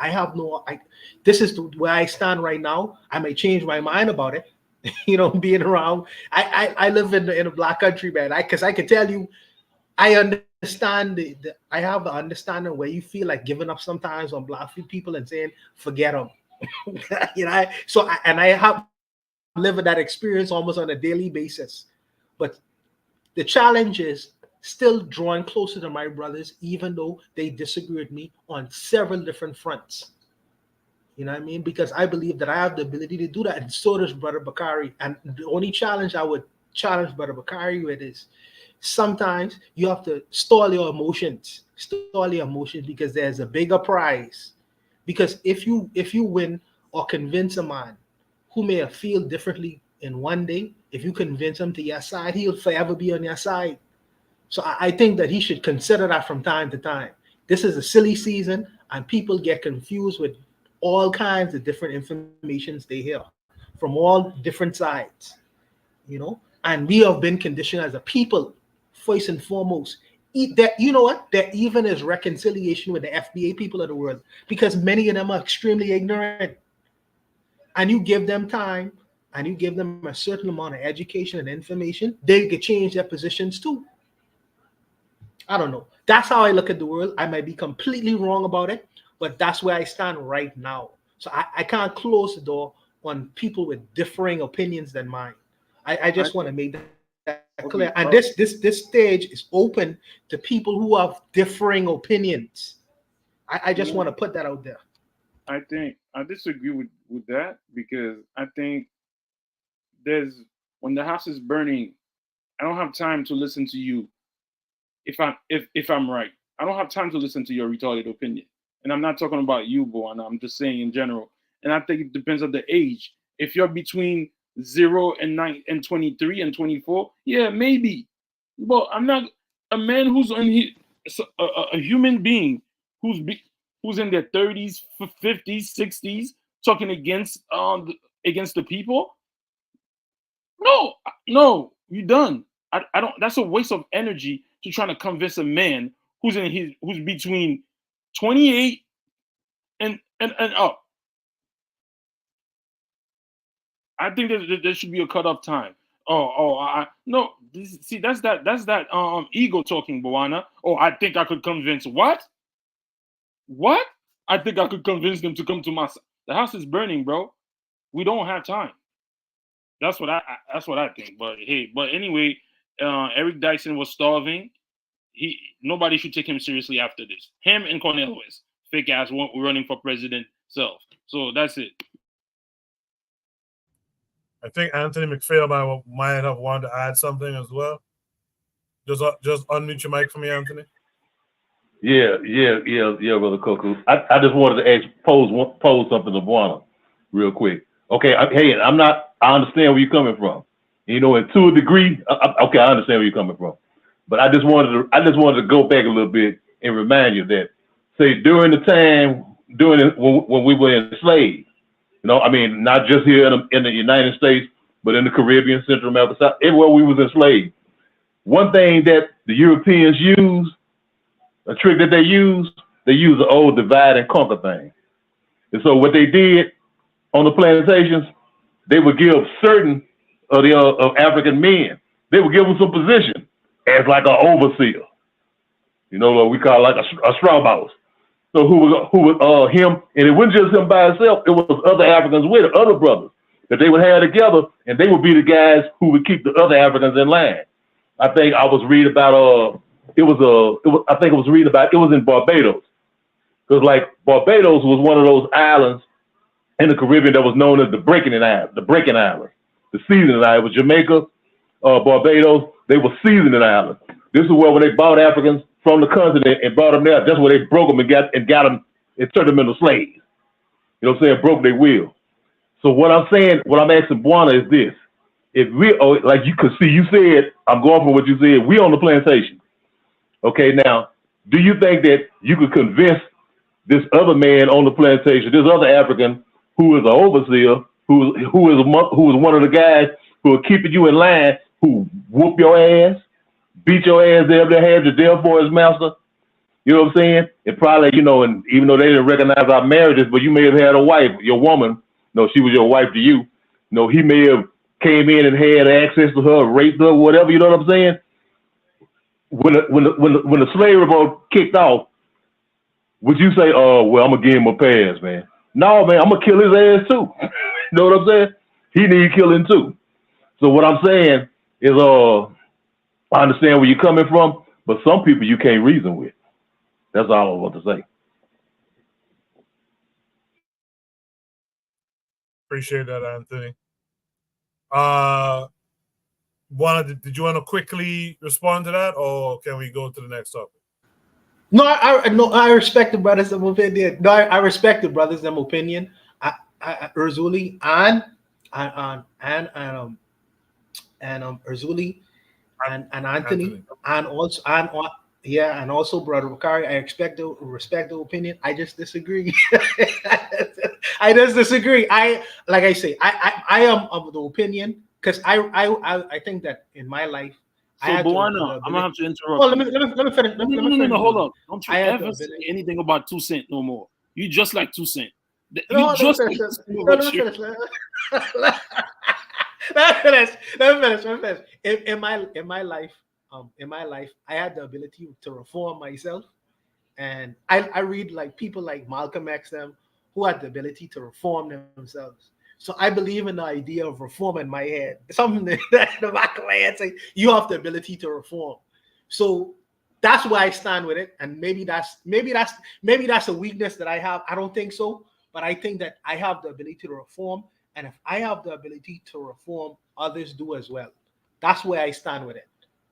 I don't know if you all understand that, but that's where I am with it. Yeah, I get that. The problem with reform, and I've said this in the past, is that what damage did you do before you reformed? See, that's the thing that we don't often discuss. I've said it before. We let Snoop Dogg and them back into the community, but what damage did you do? What damage did Snoop Dogg do, for example? Not picking on Snoop, but what damage did you do in your youth that still is going on now? That is the underlying influence of what's going on now. Your reform doesn't really change the damage oftentimes, But good discussion. Let's go to Shooter Breeze topic number 3 for time's sake. Shooter Breeze topic number 3 states the African origins of architecture. So let me just put this out there. This is a Camjiverse video. I appreciate Camji. But this video is a little too long for Shoot the Breeze. So I'm going to play half of it, and we'll have to infer the rest, I guess. But we'll watch it, and then we shall discuss it. Let me just share my screen.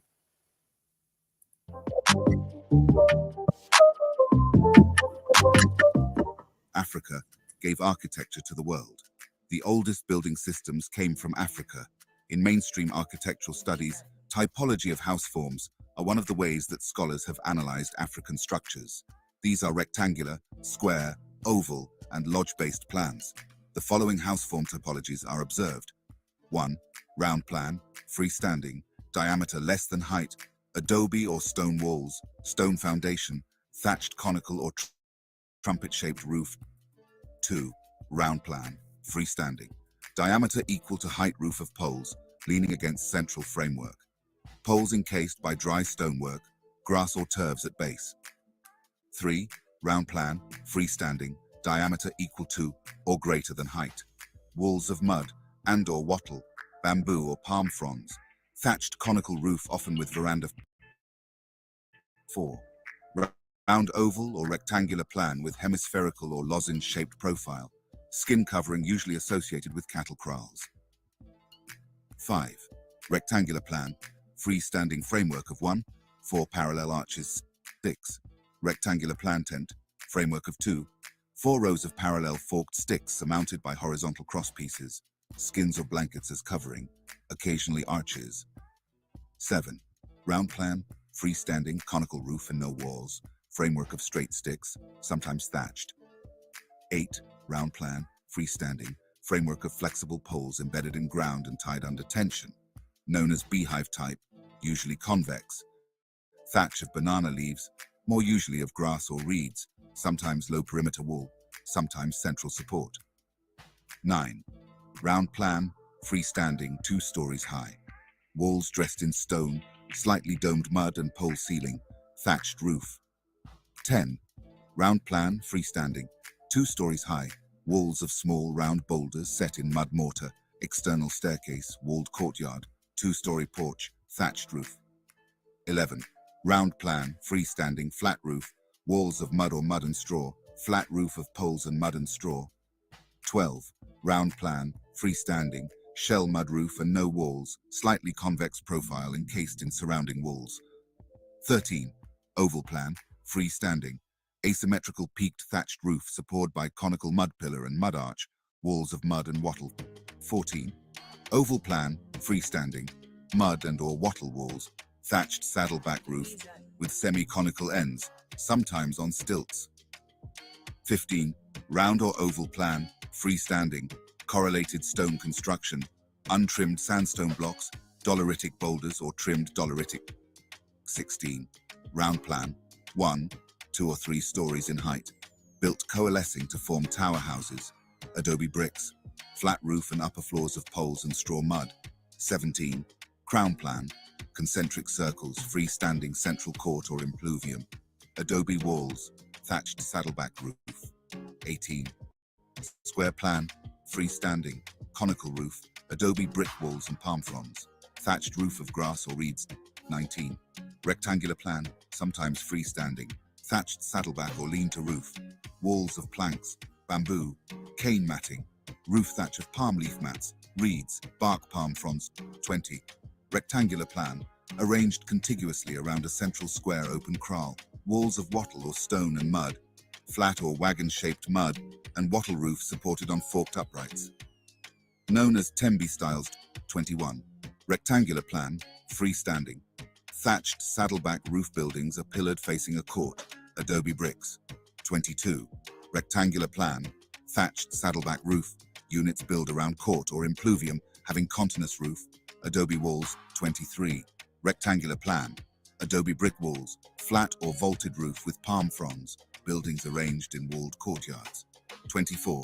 Rectangular plan units, adobe bricks or puddled walls, flat adobe roof reinforced with wood and palm fronds. 25.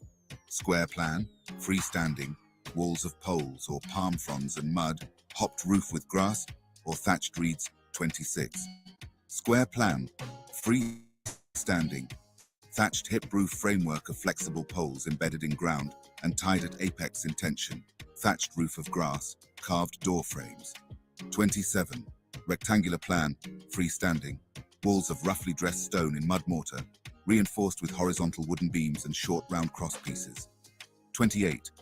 Rectangular plan, freestanding, with stone rubble and cement walls, thatched roof, multi-story, often with elaborately carved wood doors. 29. Rectangular plan, freestanding, thatched roof of palm leaf mats, sometimes with two long sides lapped over other two, walls of wattle and adobe, sometimes with carved wooden doorposts, sometimes on stilts. 30. Square plan, tall pyramidal thatched roof, thatch broad leaves. 31. Cave houses, sometimes small courtyard in front surrounded by mud wall or fence, walls and daub wall, sometimes built across mouth of cave. 32. Underground or semi-underground, dug-in rectangular buildings, sometimes with excavated passageway in front, walls of mortarized stone, mud bricks, flat or slightly wagon-shaped roof of earth mud, and poles supported on forked uprights. David Hughes developed Afrocentric architecture based upon the analysis of the built environment with respect to historical and cultural considerations. The historical element of analysis is based upon the precedent in monuments and ancient civilizations. It includes considerations for spatiality, proxemics, house form typology, and tectonics, which is the art of construction both in relation to use and artistic design.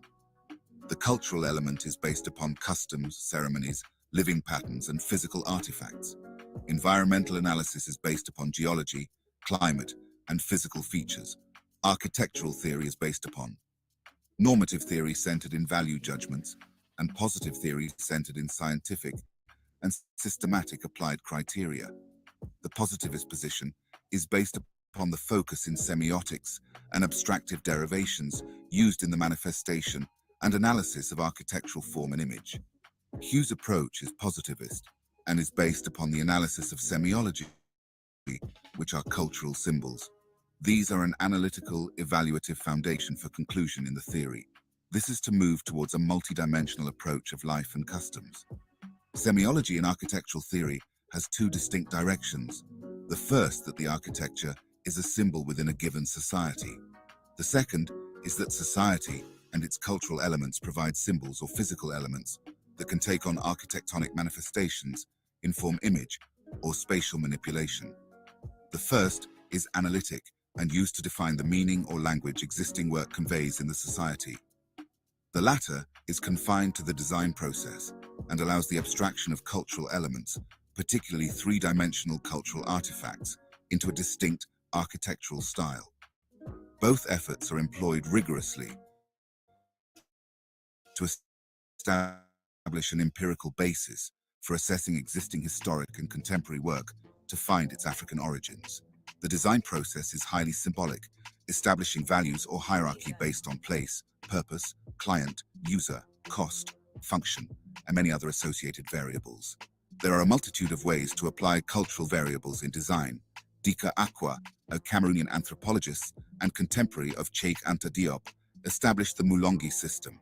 The term Mulongi proceeds from longa, to build, hence longi, construction. It is used by Dika Akwa in the sense of a construction of rules, that is an architecture, constituting a system of knowledge in 3 axes, vertical time, horizontal space, oblique historicity, tied together at their point of intersection. Mulongi, as a multivariate paradigm, can be used to discern the reasons why and the methods how our African ancestors navigated throughout the continent and constructed dwellings in the respective environments that they encountered. Dika Akwa utilized Mulongi to affirm the relationship between classical and medieval African structures, as well as to provide a template for symbolographic analysis in African communication systems. In terms of established precedent, the oldest settlement forms in Upper Nubia are the earliest examples of classical African architecture, which can be seen throughout the African continent today. Some examples of the building systems in classical Africa are 1. Step Pyramid, 2. Zosa Complex at Saqqara, 3. Merkut at Giza, 4. Hamarkut at Giza, 5. Temple at Karnak, 6. Temple of Ramesu at Thebes, 7. Temple of Luxor, 8. Temple of Philae, 9. Abu Simbel, 10. Meroe, 11. Kerma. Some examples of the continuation of this architectural tradition in Inner Africa are 1. Dartichit Walata, 2. Great Zimbabwe, 3. Lorapini Ruins, 4. Great Wall of Benin, 5. Timbuktu.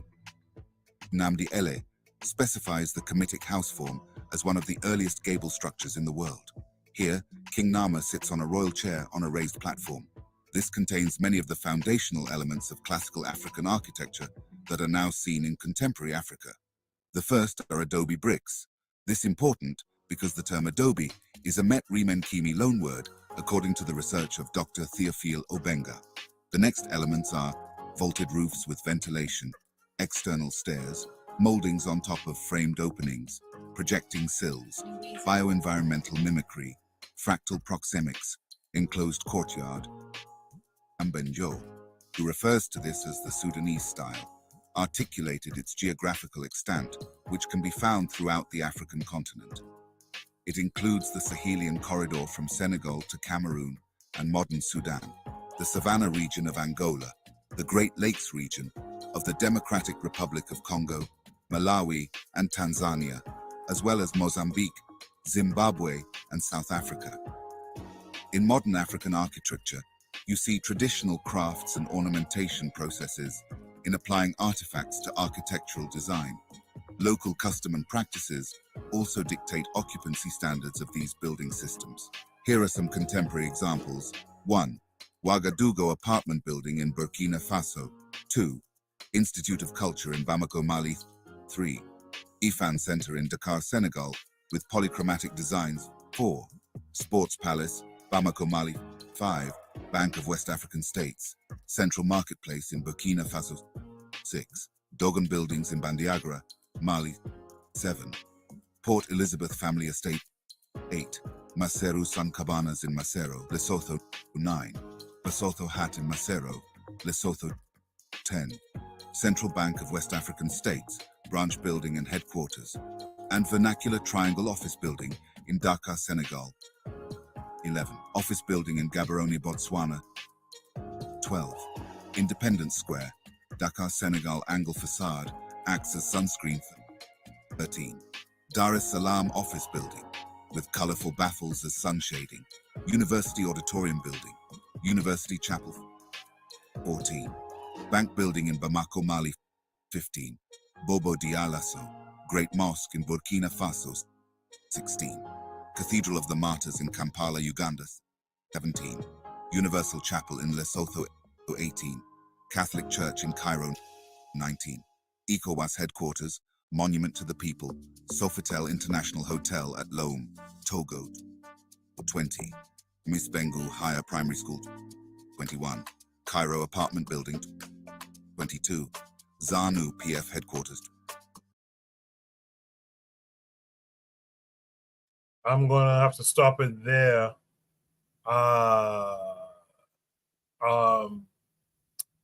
Trigger Happy is asking me if I could play it faster. You know what? I'll try. I've never done that on here before. Let me see if I can speed it up a bit and see if that will add something. So let's try it out. 23. Pentecostal Church, Bulawayo, Zimbabwe. 24. First National Bank, Gaborone. 25. Jomo Kenyatta Convention Center in Nairobi, Kenya. 26. Nairobi Hilton, Safari Club Hotel, Office Complex, Harambee Co-op Complex, University Church, Freedom Center. 27. Independence Monument, Arusha, Tanzania. 28. Apartment Building, Sheraton Hotel, in Cotonou, Benin. 29. Private Residence, Segu, Mali. 30. Timbuktu Hospital. 31. Zambia University Building, Finiko Tower. There are many African cultural retentions in African American architecture. Many of the cabins, constructed by enslaved Africans in the South, contained many elements from the continent. In regards to the building materials and construction techniques employed in the construction of early slave houses, historians and folklorists have argued many different angles. Those focused on the Deep South and the Caribbean colonies emphasize the mud-walled, thatched-roofed slave cabins on the sugar and rice plantations.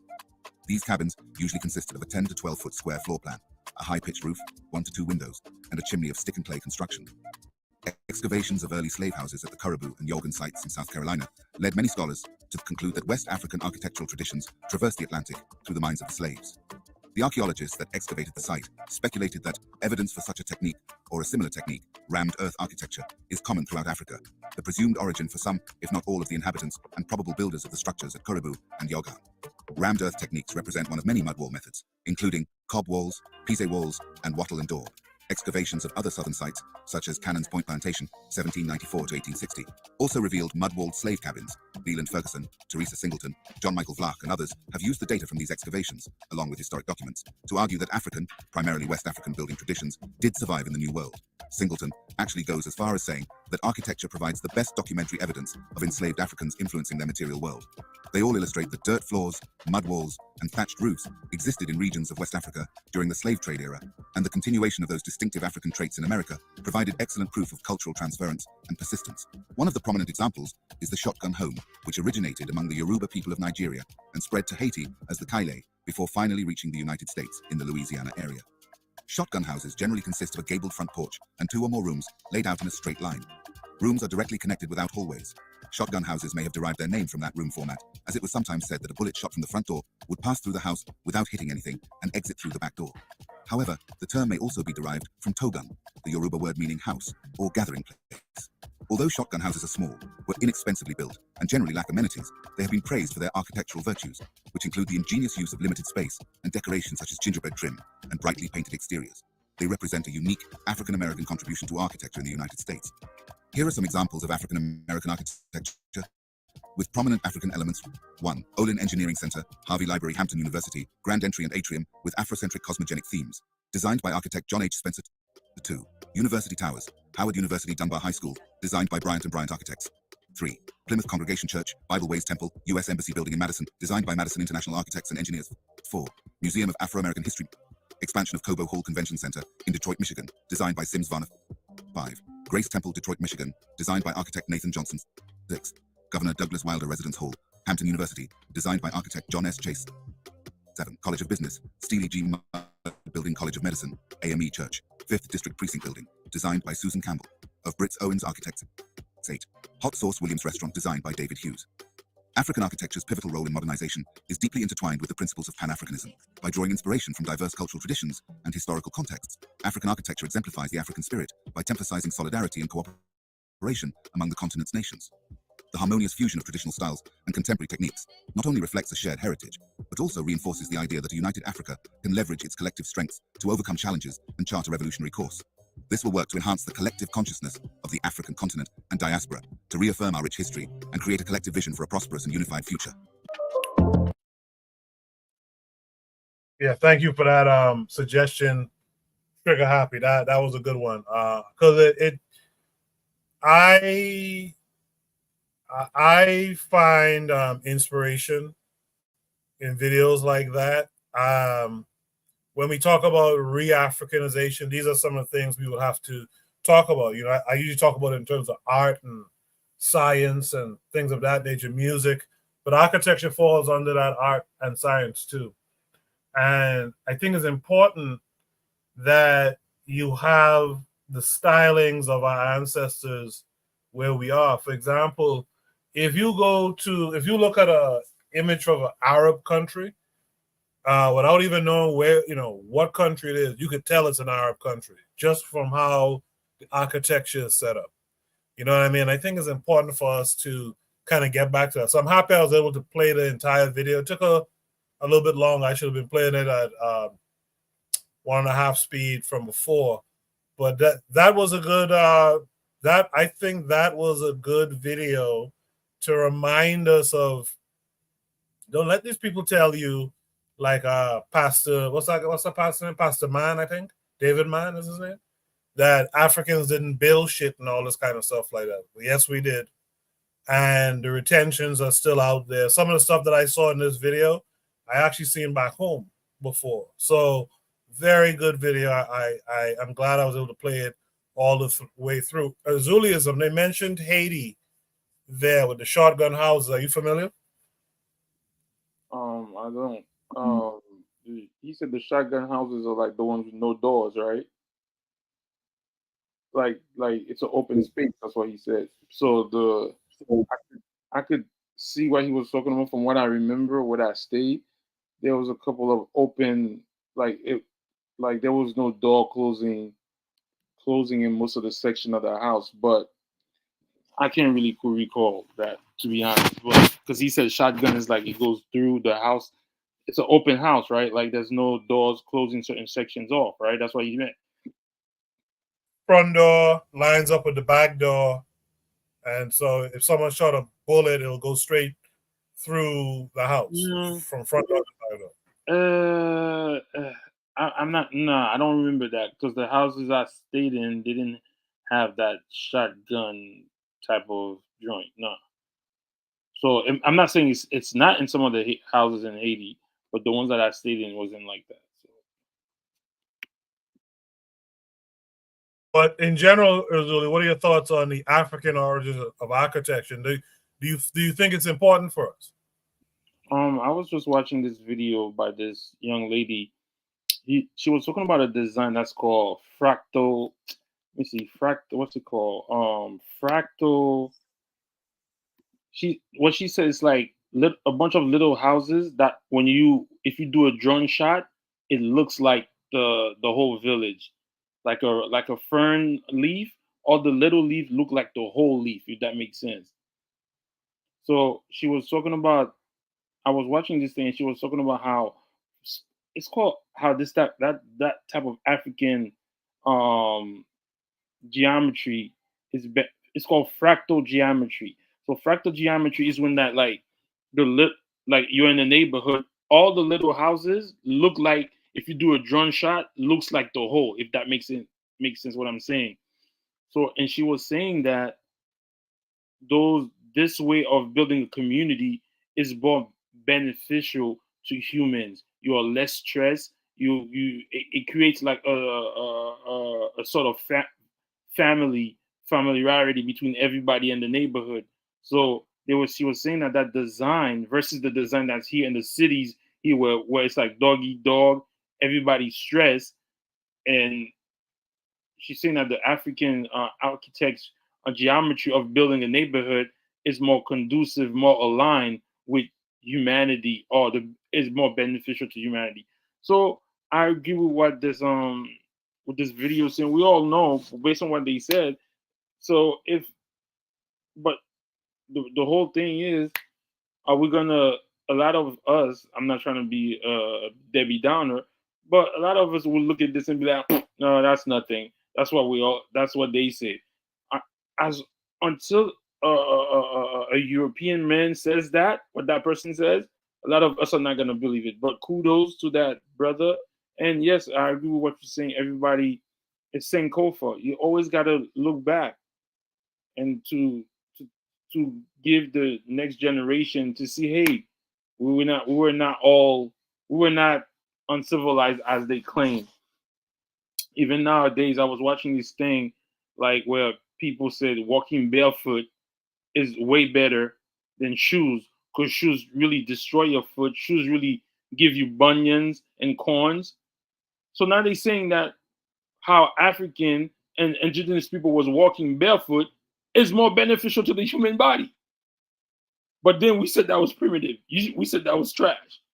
So, hey man, at the end of the day, we're gonna realize the way that our brothers were living in alignment with nature, Mother Earth, is more beneficial to all of us. So I respect that. That was a good video. Appreciate that, Azuli. Shout out to the brother Marcus McGee. Good to see you out there, brother. Shout out to Provide Triggers for Evolution. I'm sure if she's not out there, she's will be listening to the playback. And shout out to Real Black Gentleman. I saw him in the chat earlier. I didn't get to shout him out. So shout out to all of you guys. Thanks for that, Azuli. With that said, let's go to Anthony. Anthony, what say you? Did you see anything in there that stood out to you? Yeah, man. Hey, man, that was a great prompt right there, man. That was a great prompt. Like, I want. Can you hear me? Coco. Yes. Oh, okay. Yeah. Go ahead. First, I want to talk about the shotgun houses first. You know, like being from Louisiana. Okay, we know all about them. I used to live in one. I lived in one.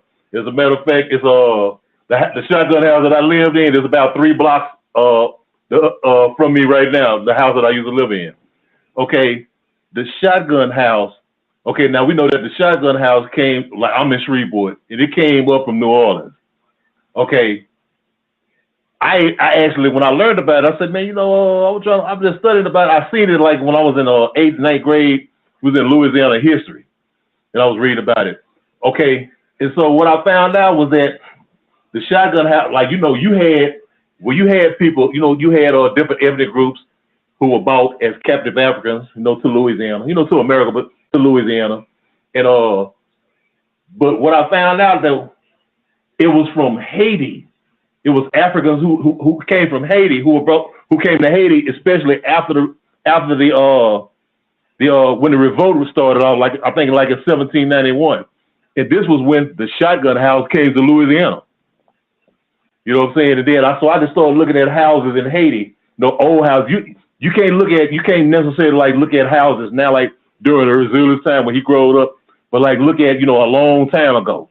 And so I was looking at some books about you know, Haitian architecture and things like that, and I ran across it, and I seen it. You know how the predecessor of the modern shotgun house. You know what I'm saying, and how it was built like you know, with like thatch roofs and stuff like that. But I seen it, and I took some pictures of it, man. I put them all in my archives.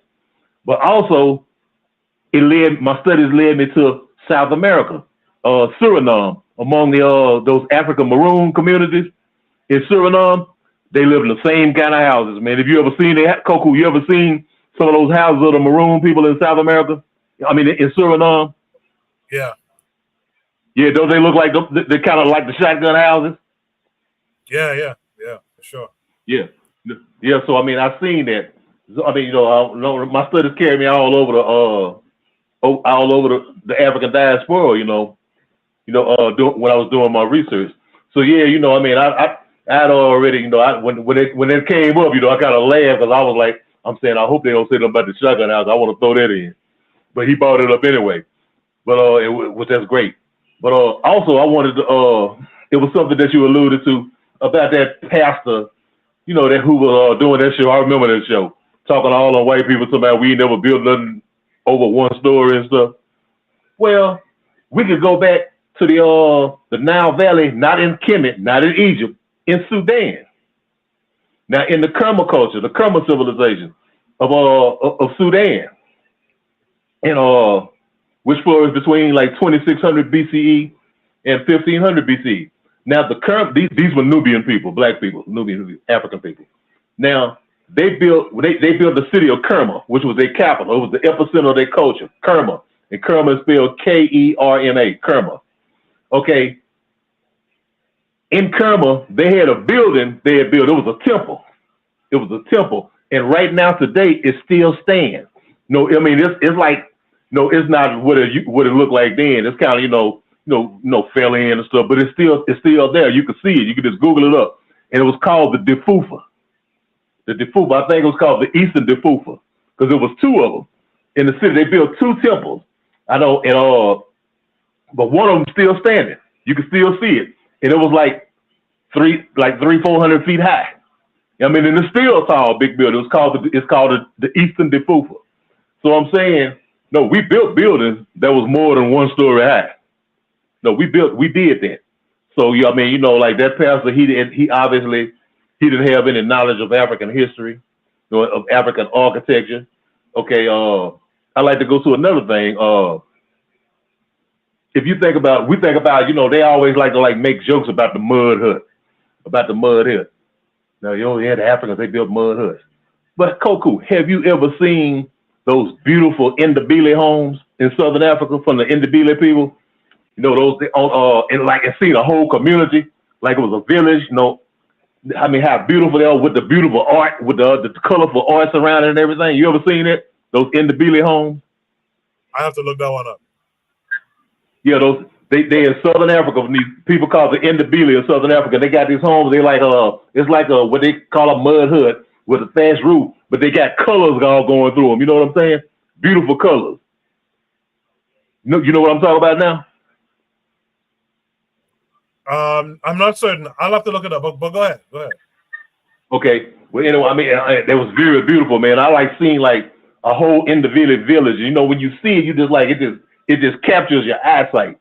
Because when I see African architecture like on that level, I mean, then we also can't forget about the beautiful the Dogon community, the Dogon communities in Mali. You ever seen those in the mountains where they have, it kind of reminds me of that cliffside dwelling in Arizona.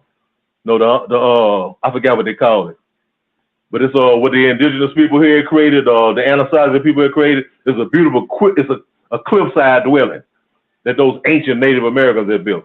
But they got that same thing in Mali, man, among the Dogon people. It's beautiful communities. These brick buildings and mud brick buildings, and I mean it looks it's so elaborate, man, and beautiful. But like I said, when I think of African architecture, I see the same thing that Picasso seen. What he said, man, look at that, looking at the African mask, because that's what he was inspired to create a whole art genre called Cubism behind that African mask, but not also African mask, but those African villages. It's just the funky, the geometrics, the geometric shapes and things of it. So yeah, man, I mean, I think African architecture is beautiful, man, especially when you know about it, when you can get past hearing some sucker talking about some mud huts and everything and hear what it really was about. Because like you can look at the logic, even the logic of the so-called mud hut. Man, don't you know they had a science to it. In the summertime, inside of those mud huts, you stayed cool. And in the wintertime, it was warm. You know what I'm saying? So I mean, they had a knowledge of the way of the climate and everything. And so I mean, we could go on today because they basically covered a lot of the stuff. So I mean, I'll just be regurgitating everything that we've seen. But yeah, man, I mean, it's a beautiful thing. When I think of it, I think of some beautiful art, man. And for some reason, I think of jazz music. You know what I'm saying? I'll leave it right there, man. No, that's good stuff. I put it up on the screen here. The Mbele house in South Africa, and I'm gonna sound crazy, but I've seen stuff like this in different countries in the Caribbean. I wasn't familiar with it until I just looked it up here.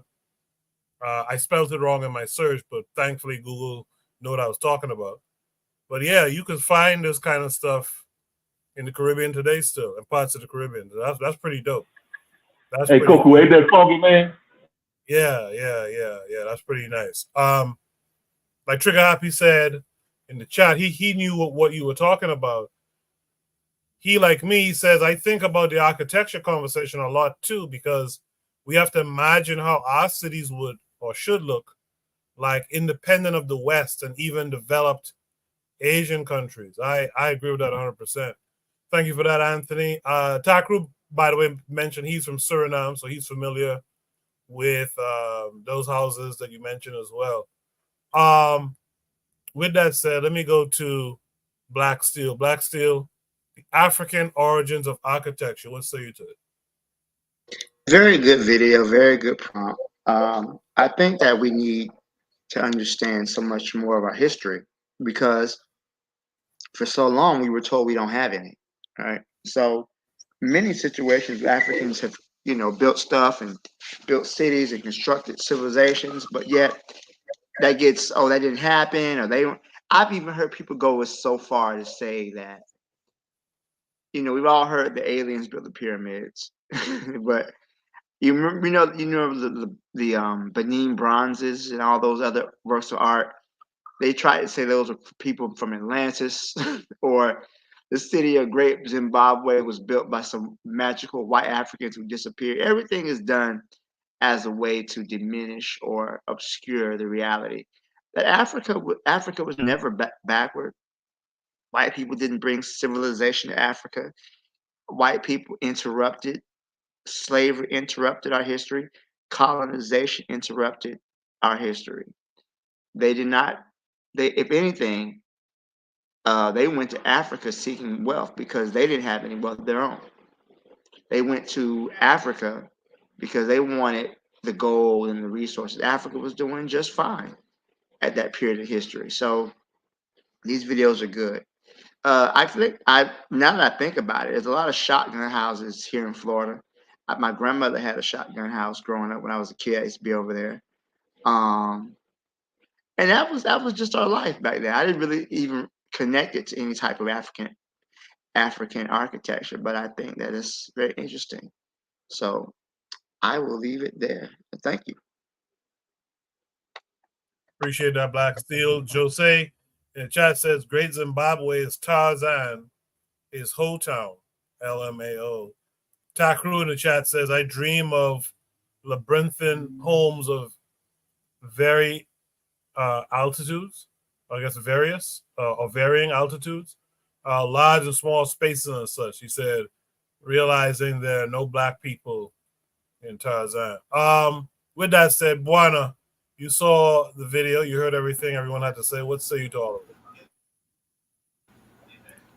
No, I think that first of all, let me say this: I find it interesting, and maybe Anthony probably know the history of it, and because I find it interesting how we attribute architecture or development when it comes to Western development.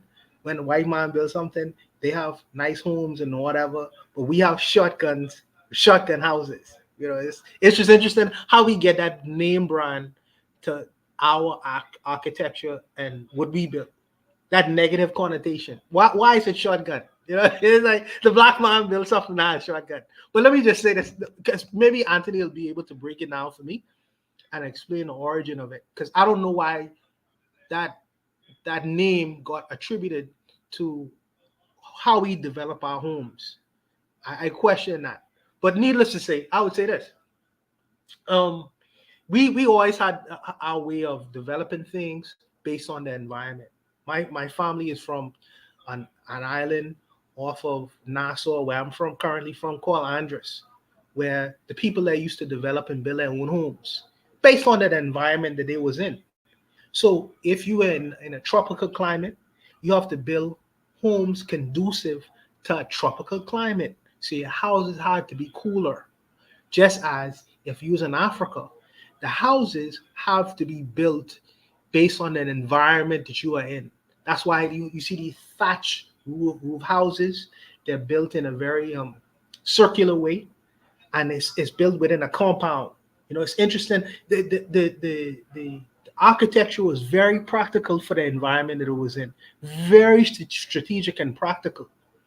But the white man saw that and said, "Well, these are huts. These are no development. These are." But if you in a considering if you in a climate that is, 100-degree weather, that it has seasonal rain, and you have to prepare for the and it doesn't have any certain breeze and certain things going through it. You have to build for a particular environment. So you can't have Western style homes. You have to have homes specifically for the environment that is in. That is extremely practical.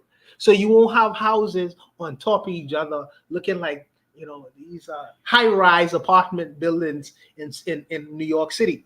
No, you're going to have places that are spaced out, because you want people to be able to have room to navigate, to breathe. You have animals walking around, because you have animals when it's just it's extremely practical, the considerations that went into our architecture, and how when white men saw it, they dwindled it down to, oh, okay, these are savages living in the jungle, and they don't know how to strategize, and they don't know how to think about the environment. Their homes are not like ours. Therefore, we can assign this and that and the third. They're not square houses. Some of them were, but they're not square houses. They're kind of like, you know, circular homes, you know, but these things was strategically thought out for specific kinds of reasons.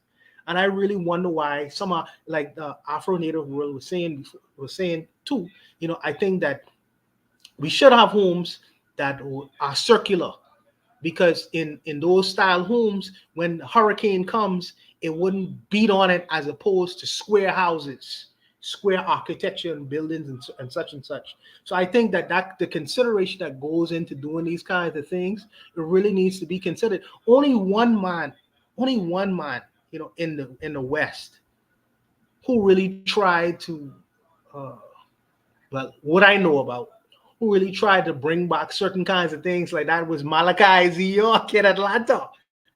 That's crazy.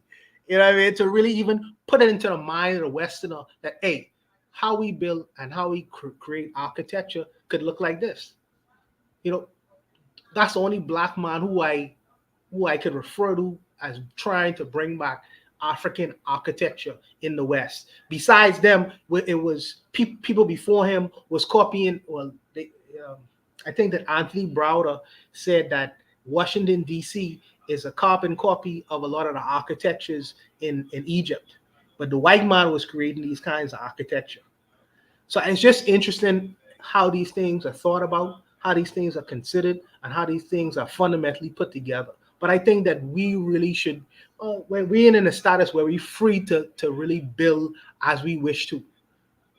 You know, I think that if we was free to build in areas and situations like we would want to, I think that the structures would be completely different than how we look at it right now currently.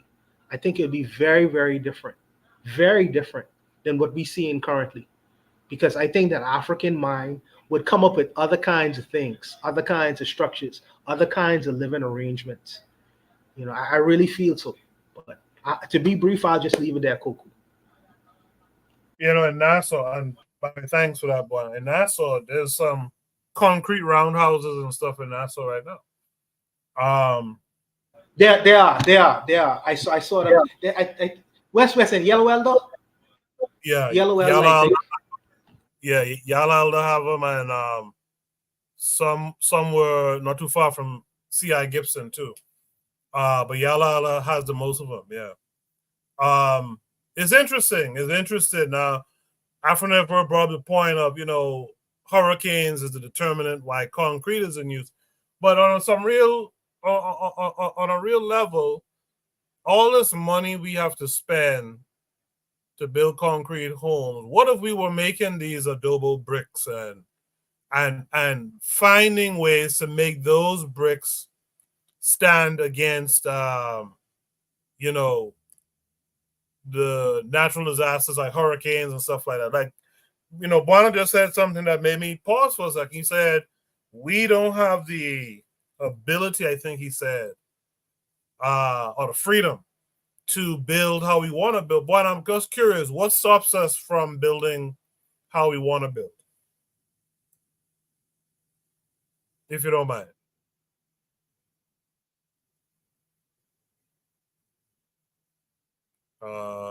Can you guys hear me?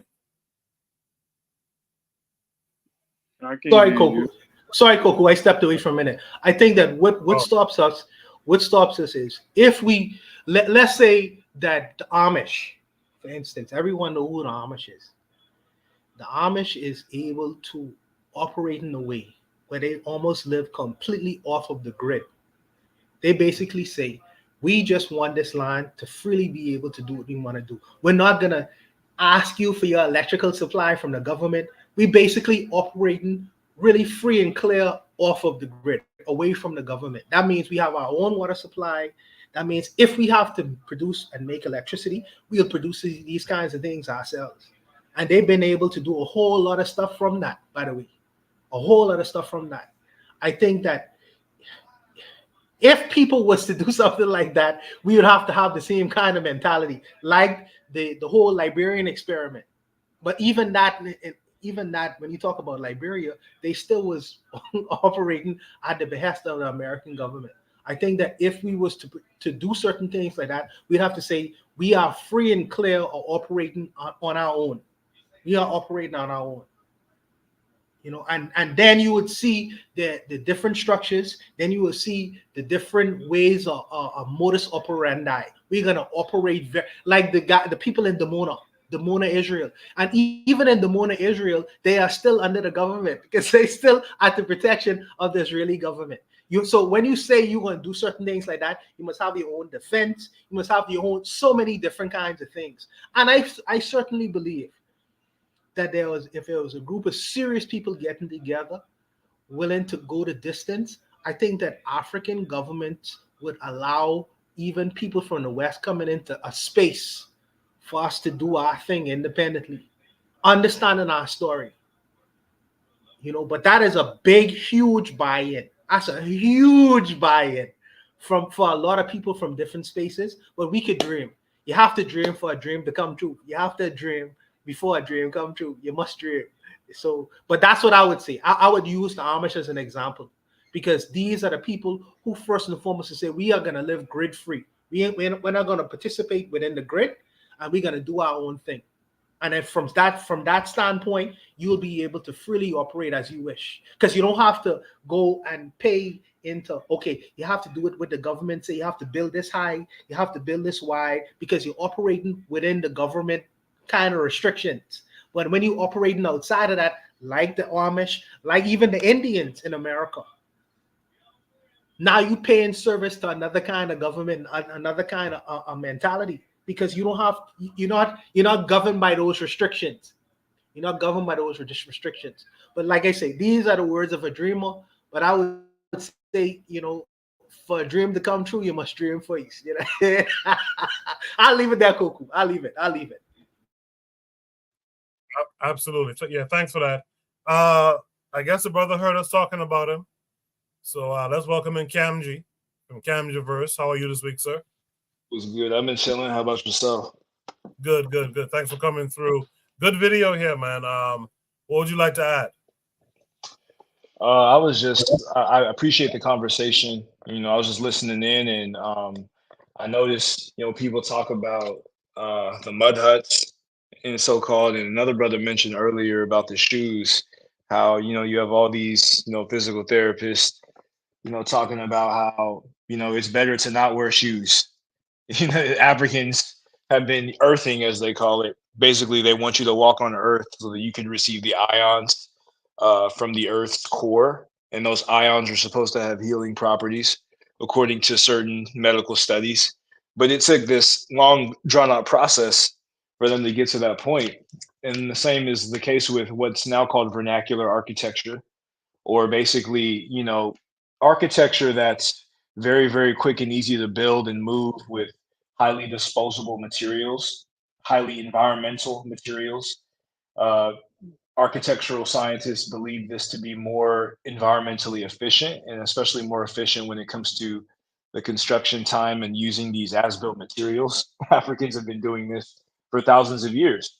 And, you know, the different intricacies of the forms or typologies of the houses across the continent, they just display a large, you know, intracontinental diversity, or a large different tool sets that they use with respect to the different conditions that we had. And I'd also like to say that in terms of materials, David Hughes mentions this in his text. And it's a huge misconception about African architecture, which is what I wanted to put in the video, is the fact that it's not necessarily the materials that you use, because some people think that if you use concrete or if you use steel, it's not African. And actually, there's an article by Hamadi Bakoum, which is one of the Ethiopian scholars out of Senegal, and he speaks about the ironworking traditions or the Siderolithic traditions across the continent, and the fact that Africans were able to make soft iron from hard iron or brittle iron, so-called cast iron, right? And in order to do this, you have to pass through steel, right? So the use of an iron ore as early as 2600 BCE is detected in ancient Kimi, and cast iron has about 6% carbon, whereas soft iron theoretically has 0% carbon. But in order to go from cast iron to soft iron, you have to pass through what's called steel, which is about 0.85% carbon. And some people may say anywhere between 0.25 to 1.5%. But bottom line is that steel has less carbon, right, than cast iron, but more carbon than so-called soft iron. So Africans going from cast iron to soft iron understood steel, as early as 5,600 years ago. So we can use this in our modern context, with respect to the environmental conditions and African-centered parameters. And one last thing I would like to say on the video is that this video, or the study of architecture specifically, confirms the Ethiopian migration model from that Nile Valley basin, because some of the earliest prototypes of these building systems you see on that Nile basin, and then they're articulated throughout the continent, as far as Angola, and Mozambique to the south, and as far north as Senegal and Chad. So this is another case of the unification of the African continent, and it's something that we could build on in the modern day. I appreciate that, Kamji. Again, thanks for coming through, and again, congrats on this video. This was a really good one for sure. Like Real Black Gentleman in chat said, respect to Camjiverse. So, does anyone else have any last thoughts on this prompt? Yes, Anthony, unmute your mic and go ahead. Yeah. And big respect to the brother Cam G, man. That was a great prompt, man. And I just wanted to piggyback off of what he was saying. And about say for example, the kingdom of Kush. The kingdom of Kush, which was located in the Nile Valley of Sudan, of North Sudan. The kingdom of Kush, was like the successor of the Kerma kingdom. And you know that the Kushites were known throughout the ancient world at that time as being the best metallurgists in the world. They were known for their ironworking. I mean, even though ironworking, other Africans had been doing it a long time before, but they were known in the whole the so-called classical ancient world. The Mediterranean basin and the East, the Western Asia. The Kushites were known for their metalworking. They were known for their steel weapons, the iron weapons and everything. They were known for that, and it's even later historians, like the European historians, they would call Meroe, the capital, the Kushite capital at that time. They called it the Birmingham of Africa, because Birmingham in England was known as a steel capital. That's what they would call the city of Meroe, the Kushite capital, the Birmingham. They were known, and it also contributed to their downfall because cutting down all the trees and stuff. Excuse me, but yeah, Africans had been working in ironworking and steel, for a long, long time. I just wanted to piggyback off of that real quick. I'll knock off right there, Coco. Oh, Anthony, could you also explain why do they call houses in Louisiana or Black Steel? Maybe one of y'all could tell me, why do they call your homes shotgun houses? What's the origin of that, bro? There's different theories. The more charitable African-centered theory is Togun, like it's a variation of Togun, which is a Yoruba word for dwelling or settlement. And then other people have believed, other scholars, Western scholars believe that it's called that because you can shoot a shotgun from the back of the door to the front of the door. But you know, these are generally inconclusive. And we do have plenty of indigenous words for dwelling and home and all of these different, you know, architectural elements that we could use. But like the brother was saying, like most of the things associated with Black culture are demonized in the Western world. So we have to be careful with some of the terms that we choose to use. I think Anthony was trying to respond, but you on mute, Anthony. Can I say something? Yeah, Urzuli, then Anthony. Go ahead. I would say something that I just noticed by what the brother Buana asked and what the brother just said. Yo, if we take out, okay, just go with me there. I might be off my mind.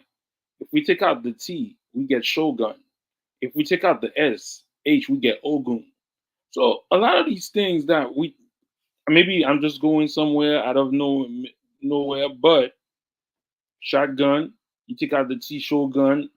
A lot of, and throughout, I've heard that a lot of the Nigerian culture, Nigerian words are found in the Japanese culture too. And I'm saying that I might be off my rockers, but hey, I'm not leaving any stone unturned. Another thing I wanted to say, we forgot to mention. I don't know if he did it in this. Maybe I didn't listen. But there was a the Great Wall of Benin, I think, or the one that's in Nigeria. They said that wall was like 3 times the length of the China of the Wall of China, and they say the British destroyed that whole architecture that even Nigerians nowadays didn't know about it. So, like they say, they do a lot of work to make it seem like Black indigenous people from Africa, from all the world, didn't do anything, and it's sad that our that many of our children are not looking up to the. And I think that one of the reasons Buana asked a question, why we're not going back to building stuff like that. Goku, it's low self-esteem. They've been programming you all your life, mine included, my next generation included, that y'all only live in huts. I don't build nothing. And the brother just said something that was, even the huts are superb. In the summer, it's cool. In the winter, it's hot. Such a simple architecture is so brilliant. But they make it seem, they call you primitive. Even in the word primitive, it's prime. You the prime. You the first. But they've played a super brainwash on our mind, on our imagination. What's the brother that used to come here from time to time? Oh, I forgot his name. We're living in their reality. We got to create our own reality, just like Buana just did. Live in your imagination. Make your imagination come true. We're living in their imagination. Gas them up used to say that. Like, we're not living our reality. We're living in their reality. So even though, bring it back, sorry, brother, but Buana used to joke about the mud cookies that the Haitian used to make. You know what the funny thing is? I was on freaking Amazon. Guess what I saw? People selling mud clay to eat. But they was making fun of the Haitian people for cooking it. And the mud and all of these things are more nutrient dense than any other food that we get here, the fast food. So I'm just saying there has to be a reprogramming of the mind from our people to be like, believe in yourself, believe in your, and you have to tap back in Sankofa. You have to tap back in to that energy to make you want to dream of building architectures like the brother just put in his video. That's all I said. Thank you.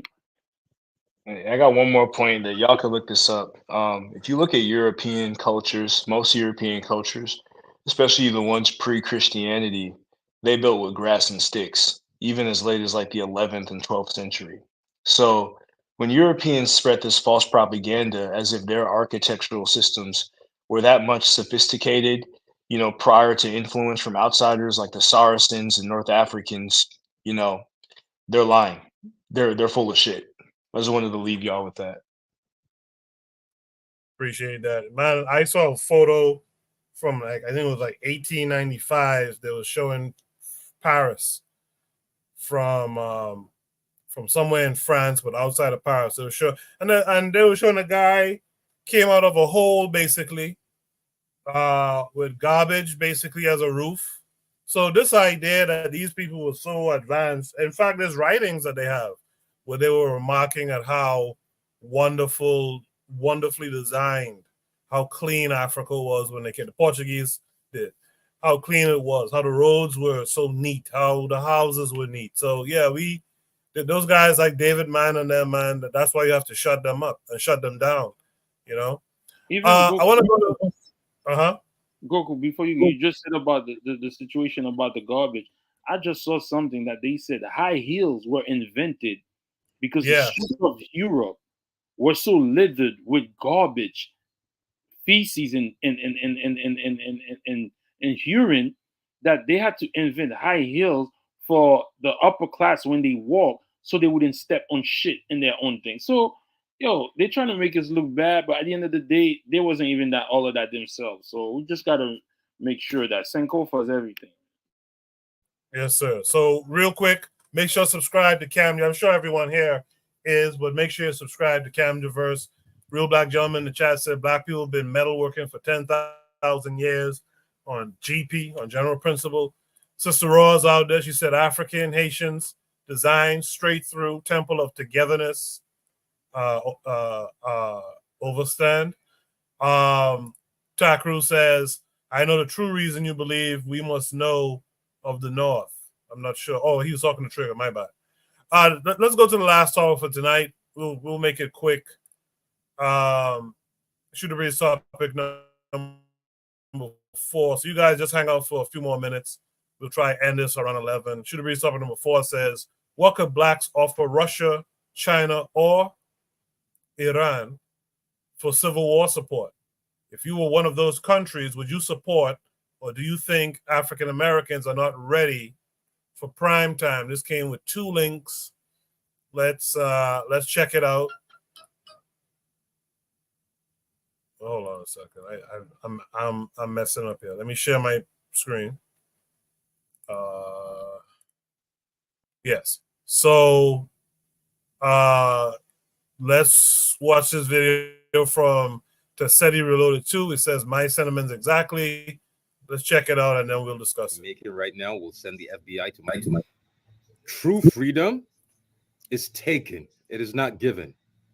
There is no black person or country in this world that took their freedom. Only one, Haiti. And they're paying for it. They've been paying for it, for taking their freedom. Why am I making this video? This is in reference to the black man that was lynched 3 days ago. And yes, I do realize this video I'm making right now will send the FBI to my front door. It will put me on a list and will definitely fuck me. I understand I have fucked myself by making this video, but I have to ask, U.S. government, should we have to turn to foreign governments to give us weapons and funding to destabilize this nation for our freedom? Is that what you need? Is that what it's going to have to take for us to call to Russia, China, North Korea, and Iran and ask for funding and weaponry to fight for our freedom? Is that what it's going to have to take? Because I made a video yesterday about this lynching. And in that video, I asked a question: why our gangbangers ain't doing what they're supposed to be doing? Why our gangbangers from all the counties, all the cities haven't gotten together, rolled up in a car, gone to that city and tore that fucking city up? You know what TikTok did to that video? They took away the sound.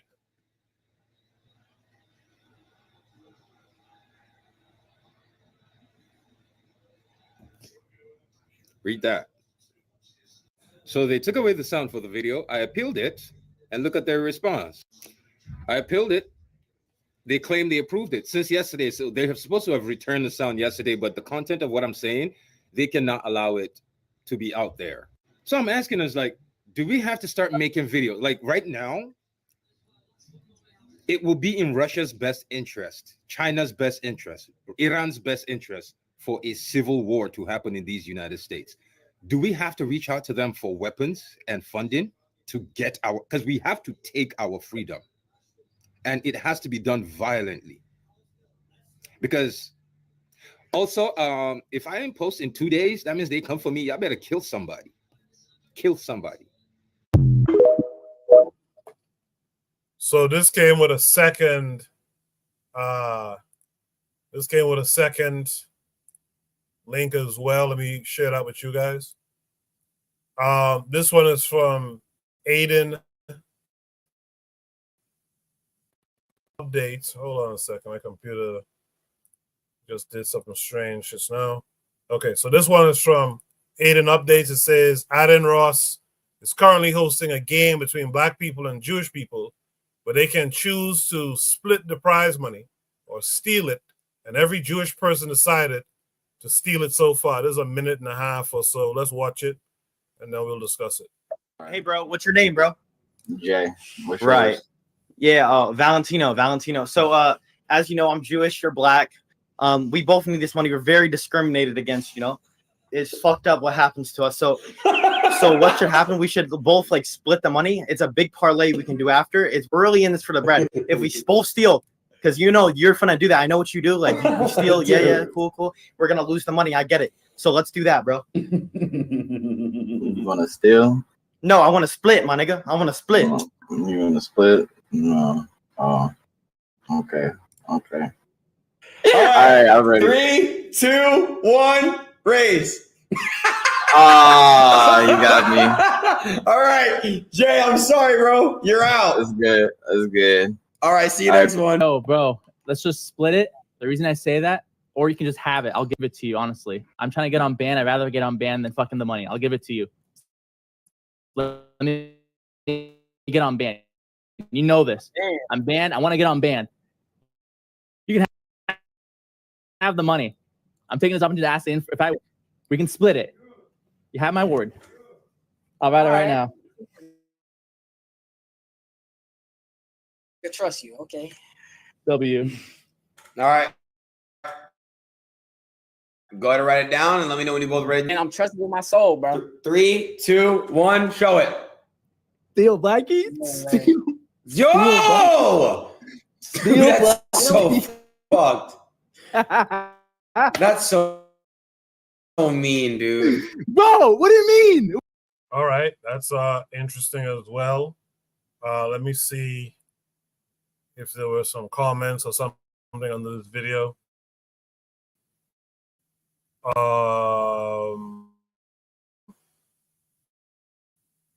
No, not really. All I gotta say is hold on a second. Yeah, just give me 1 second to bring it up again. My computer's it says, what could Blacks offer Russia, China, or Iran for civil war support? If you were one of those countries, would you support, or do you think African Americans are not ready for prime time? Let me start with Kamji. Kamji, what say? Bola Bona. That was the theme song of Nkonto Sisizwe during apartheid. That's all I got to say.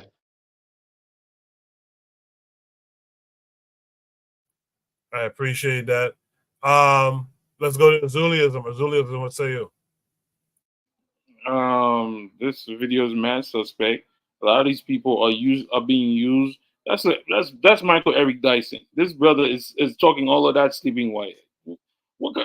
What he said doesn't even make sense. You could tell when somebody's not about nothing when they say stuff like that. And you put this out, and then you say, "Oh, then when they come for you, why are we discussing this? Where is that even possible? Didn't what's his name, the leader of the Nation of Islam, like in the 90s, thought he was gonna get bread from my man, from the guy that got killed, from the Libyan president that got killed? Didn't they dare him to do, right? Remember that? I don't know if anybody remember that. There was a time where Farrakhan was talking about he was gonna get bread. Yo, stop all that wish. I don't even understand this man. Yo, we should stop entertaining videos like that, because a lot of these people Like I don't even understand that. So America has the Monroe Doctrine that stops any Eastern country from meddling into any country in this side of the hemisphere. Now this guy I don't even know what to say about that, bro. I don't know what to say about that. But the second video where they did the stuff about would you steal or would you share? I mean, I don't even know, man. That's just comical. That's the situation of our people. Sometimes they're super friendly. I don't understand it, but it's just it might be funny, but it says something about our society. I don't know what it says, but it says something about our society. That's all. Appreciate that, Azuli. Anthony, what say you? Make sure unmute your mic, Anthony. Yeah, I got it, Koku. Yeah, okay. I'm address the stupid video first. The Jew and the brother, first of all, I mean, that was some foolishness. But I mean, and answer the question, no, I would have got the gun and probably blow this motherfucking brains out and took the money. That's what I would have did to him. But I mean, as far as the question about you said what would Russians say it again, Coco? What were Russians or Chinese? What would they say that again? Because I just stepped away for a minute. The prompt says, what could blacks offer Russia, China, or Iran for civil war support? If you were one of those countries, would you support, or do you think African Americans are not ready for prime time? Yeah. Okay. I got it now. Oh, I got it. Oh, hey, can I just address Azuli, or brother Azuli? When he was talking about Farrakhan, about getting the money from Gaddafi. Okay, I remember that. Okay, but he was talking about getting some money to create his. They were trying to create. He wasn't talking about Gaddafi offered to give money to arm a black revolutionary group. That's what Gaddafi did. I remember this vividly because at that time I was kind of like flirting with getting in the Nation of Islam. Gaddafi offered him. He said he would supply the Nation of Islam with arms. He said to arm a black revolutionary movement in America. What Minister Farrakhan said was no, he didn't really go for that. But what he did was he borrowed $5 million from Gaddafi to start an organization. I mean, to start like a business thing in the Nation of Islam. It was called Power. It was called Power. POWER. It stood for People Organized and Working for Economic Rebirth. And like they had created it was some business ventures, like they created black toiletries and stuff like that. That's what it was. He borrowed $5 million, and he came under a lot of scrutiny from the U.S. government for that. But just borrowing money to like create, it was a business venture. But like Gaddafi was talking to him about, hey man, arming some black people to cause some instability in America. Okay, that's what that was right there. I just wanted to address that part right there, what Azuli was alluding to. But okay, not to the prompt. No, Koku. You remember when I tried to? I was telling you about this. It was some weeks ago, probably a month ago. The last time before now, when I was on the show. It's this lecture that Amiri Baraka did in 1970. It's in Houston, Texas, 1970, called Black Nationalism. He was addressing man, I want you to listen to this so bad when you get time. Because all of the stuff like black people ready for this and that, he answered all of that stuff. And the answer was hell no. You know what I'm saying? But he answered all that. Koku, please, you and all y'all, when you get a chance to, check out that Amiri Baraka lecture in Houston, Black Nationalism in Houston, Texas. I mean, everything that we always talk about on here about black America, he addressed all of it. You know what I'm saying? All of it about black America. Are we ready for war? Are we ready to fight against the American government? Are we ready? All of this stuff. He talked about all of it. He ran the whole thing down. I mean, if you listen to it, you'll be amazed. You say, man, that's everything we talk about now. But now what we have to offer, I think that the only thing that we have to offer, like Russia, China, the only thing that we could offer, and we don't talk no military strategy in front of the enemy. We on their shit. But I'm just saying the only thing we can offer really is instability. You know what I'm saying? Remember how some of the brothers used to say back in the '60s, like from the spook that sat by the door. Remember when Uncle Tom had said, "Look here, they can't police the world and go out and do all of that there and have to contain us at the same time. And we got like a guerrilla movement going on, tying them down. They got to worry about defending this place and that place and that place. You know what I'm saying? So I think that the only thing that we could do, say if we was armed as a guerrilla movement, is the only thing that we could offer an outside force, if that, because it's a prompt, is instability. Instability inside of the borders of one of your enemies is a plus, for that country. Instability in America is a plus for Russia, China, or whatever outside forces, competing with them, their adversaries. It's instability.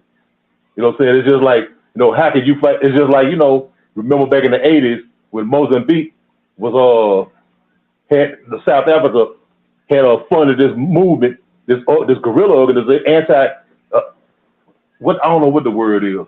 It was Carl could tell me, Black Steel could tell me, it's a counter-revolutionary group. Like Frelimo was the revolutionaries, but this other group was a counter-revolutionary group. It was called Renamo. In South Africa created Renamo. And they was fighting against Samora Michel's government to destabilize the government, for the good of South Africa. So, Black revolutionary movement in America could destabilize, America for whatever external enemy, got their hand in it, pretty much like that. I'll just leave it at I don't want to go until I know we press for time. I appreciate that, Anthony. Yeah, we are pressed for time, so we'll just finish up with these last thoughts here. With that said, in the chat, Black Steel said, is this what passes for entertainment nowadays? Black Steel, what are your thoughts on all of it?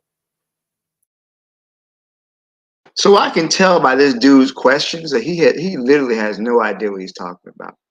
And I mean none. And I don't mean to sound hard on the brother, but he was talking about the gang members going and wreaking havoc. Gangs, street organizations are not Black revolutionary organizations. I know a lot of people get them confused. They're what, I hate to quote that guy. Oni's not here, but they're what's called the lumpen proletariat. They're working class people who have they're Black people who have no Black consciousness. If anything, gang members are going to exacerbate the problems of racism. They're going to destabilize the community. So that's not their purpose. The gangs are bought and paid for. It's crazy to me. People still think the gangs are going to do something. I remember a couple years ago, in California, when a lot of those Mexican gangs were going into Black neighborhoods and just attacking Black people who weren't even gang affiliated. Just killing them, driving from their homes because they want the neighborhood to be Mexican. You think the Crips and the Bloods did anything against the Mexicans? No, they ran. They didn't do a damn thing. They wasn't on no Black pride. We on the defend the neighborhood. They tucked their tails and they ran. So I can tell by the framing of his question, he doesn't know what he's talking about. As far as Black people being used by a foreign power, again, we talked about this in the first prompt. That's always been a threat of Black people, of Black Americans, working against America on behalf of a foreign power. Again, during the War of 1812, during during the American Revolution, right? Most Black people didn't fight for the America; they fought for the British. They figured the British offered them their freedom if they fought for Britain. Only 5,000 Black people fought for the Americans. Over 20,000 fought for the British during the American Revolution. So the fear is it's a deep-seated fear. But I don't think that Black Americans are organized enough to really do what he's thinking, right? Like where's our supply point? Where's our training ground? Where all the we can retrofit and we can resupply ourselves and we can evacuate our wounded. We can get our women and children to safety. Where is all this happening? How is this happening? It just means to me, like I said, he's just talking online. You got to be careful too of people who talk all that crazy militant shit online, right? Because to quote Big Smalls, bad boys move in silence, right? When they're all this rah rah rah rah rah rah stuff, you got to be careful. Them the ones who are really bringing undue attention to stuff. See, the people, if they're really gonna do some shit, they keep their mouth quiet, right? You don't know what they're gonna do. You gotta be real cautious of those dudes with all that, we gonna fight the government, we gonna beat it, be careful of those people. I'll leave it there. I appreciate you, Hey, Black. Kofi. Yeah. I just wanted to ask Black Steel, had he seen that video I was talking about with Amiri Baraka in Houston, 1970?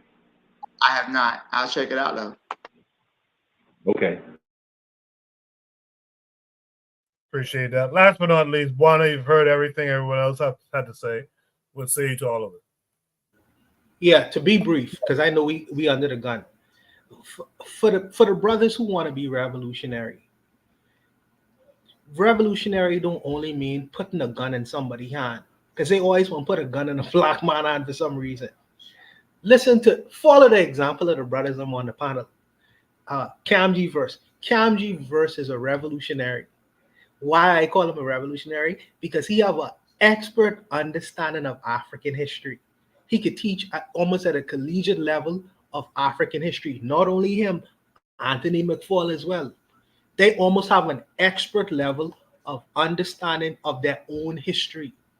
So they have the ability to inform a whole lot of people about themselves, black people about themselves, who may have never known about themselves before. Another revolutionary act is being responsible for your own children. When many of our homes, you see mothers raising the children. So when you see a brother like Kokudem sending their children to university, black universities as well, when you hear people like Brother Bakari sending his children as a single dad to universities, when you hear Oni raising his son, these are revolutionary acts, because these are men who have decided to be responsible for their children, for their rearing and the production of productivity of their own families. That's a revolutionary act, considering the environment we live in. When you hear a brother like Erzuli, he is a movie producer. He come up with an idea to create and create and publish his own movie. Productivity. That's a revolutionary act.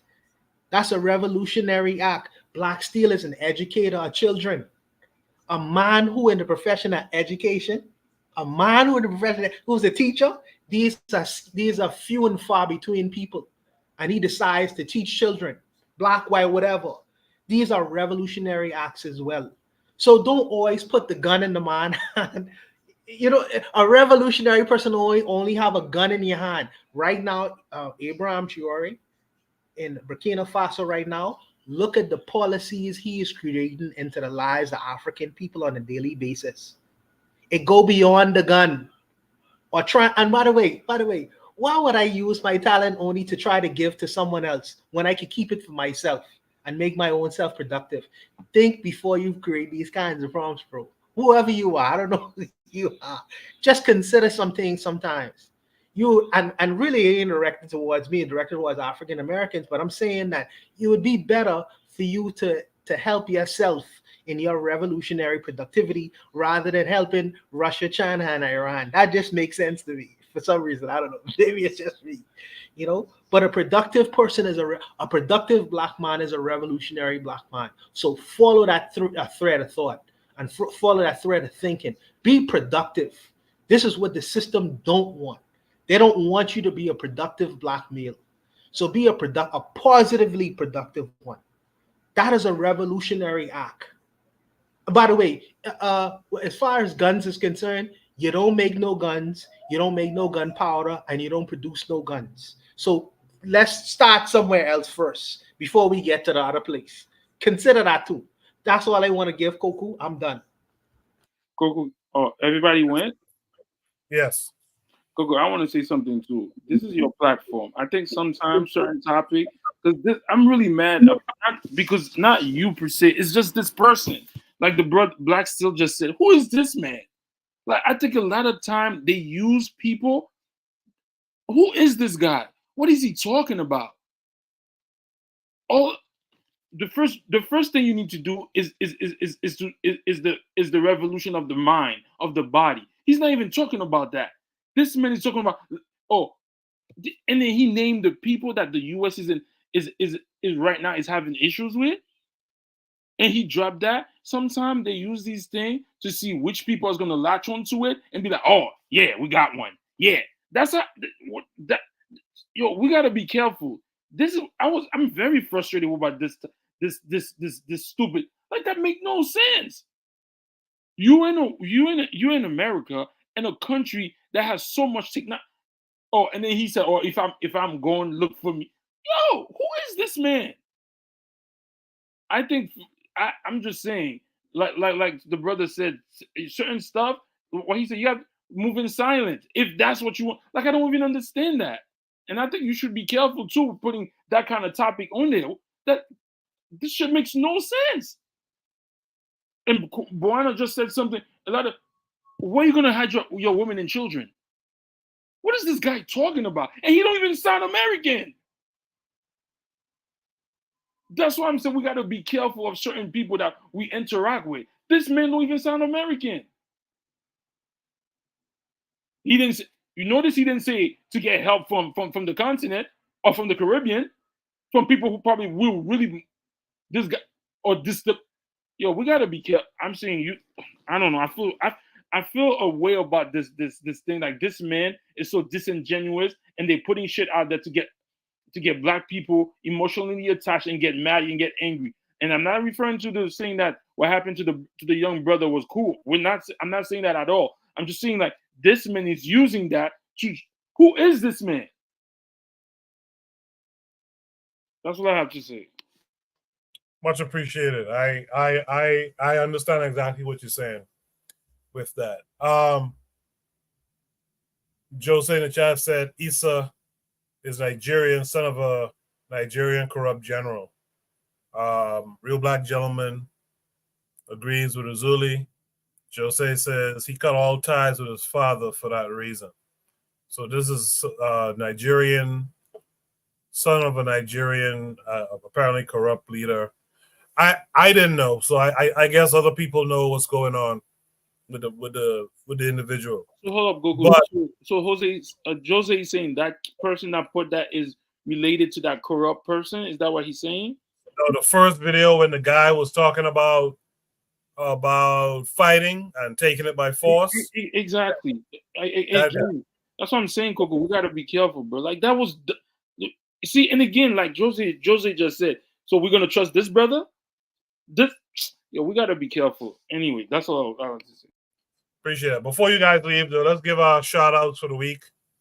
Let's start with Azuliism. Azuliism, you have anything you want to I really want to give a shout out to everybody in here.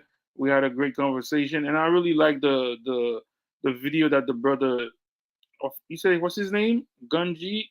That video about say it again. Kamji. Yeah, I really appreciate that video, and that was very nice. And like we said, man, we have to change our mind mentally, change that programming that we can't do this, we can't do that, tapping into our imagination Sankofa. But I really appreciate that video that the brother did. So that's good, man. Thanks for coming through, Azuliism. Anthony, what would you like to shout out this week? Yeah, man, I like to shout out the same thing as Zulu. I like to shout out, man, all of the brothers on the panel, man. Shout out everybody and all our contributions. Shout out to brother, particular brother Kamji. I mean, I love that video, man. That was incredible, man. And I want to shout out to Azuli, man, for bringing up that bringing up Sankofa, because I think that's something that a lot of us have gotten away from. Not us, but our people in general, man. Sankofa, looking back, to see what was and bringing it forward, to see where it could take us now. So I appreciate that right there, man. And that'll be my thing, man. Peace and blessing to everybody, man. Yes, indeed. Thanks for that, Anthony. Black Steel, what would you like to shout out this week? Shout out to the panel, man. Great show tonight. Appreciate that, Black Steel. Shout out to you too. Buano, what would you like to shout out this week, brother? Oh, definitely. Shout out to the Haitian Massive. Shout out to the Haitian Massive in New York City for coming out and having a go at Donald Trump and his nonsense, and the FBA, some of the FBA people try to come out there to create dramas or whatever, but they had to get them off of the block. But I say shout out to the Haitian Massive for standing firm. We know, they trying to put heat on y'all right now, but shout out to y'all, man, for standing tall. Even in Ohio, shout out to the Haitian Massive in Ohio too for standing tall and standing on business, bro. And I mean, standing on business, but I'll leave it there. I'll leave it there. And my shout out is to all of you guys in the chat tonight. All you guys on the panel, Cam Giverse for gracing us with his presence. We'll be back. We ought to be back next week. If something comes up, I'll let you guys know. But we should be back next week. In the meantime, you guys be good. I'll see you guys later. Peace.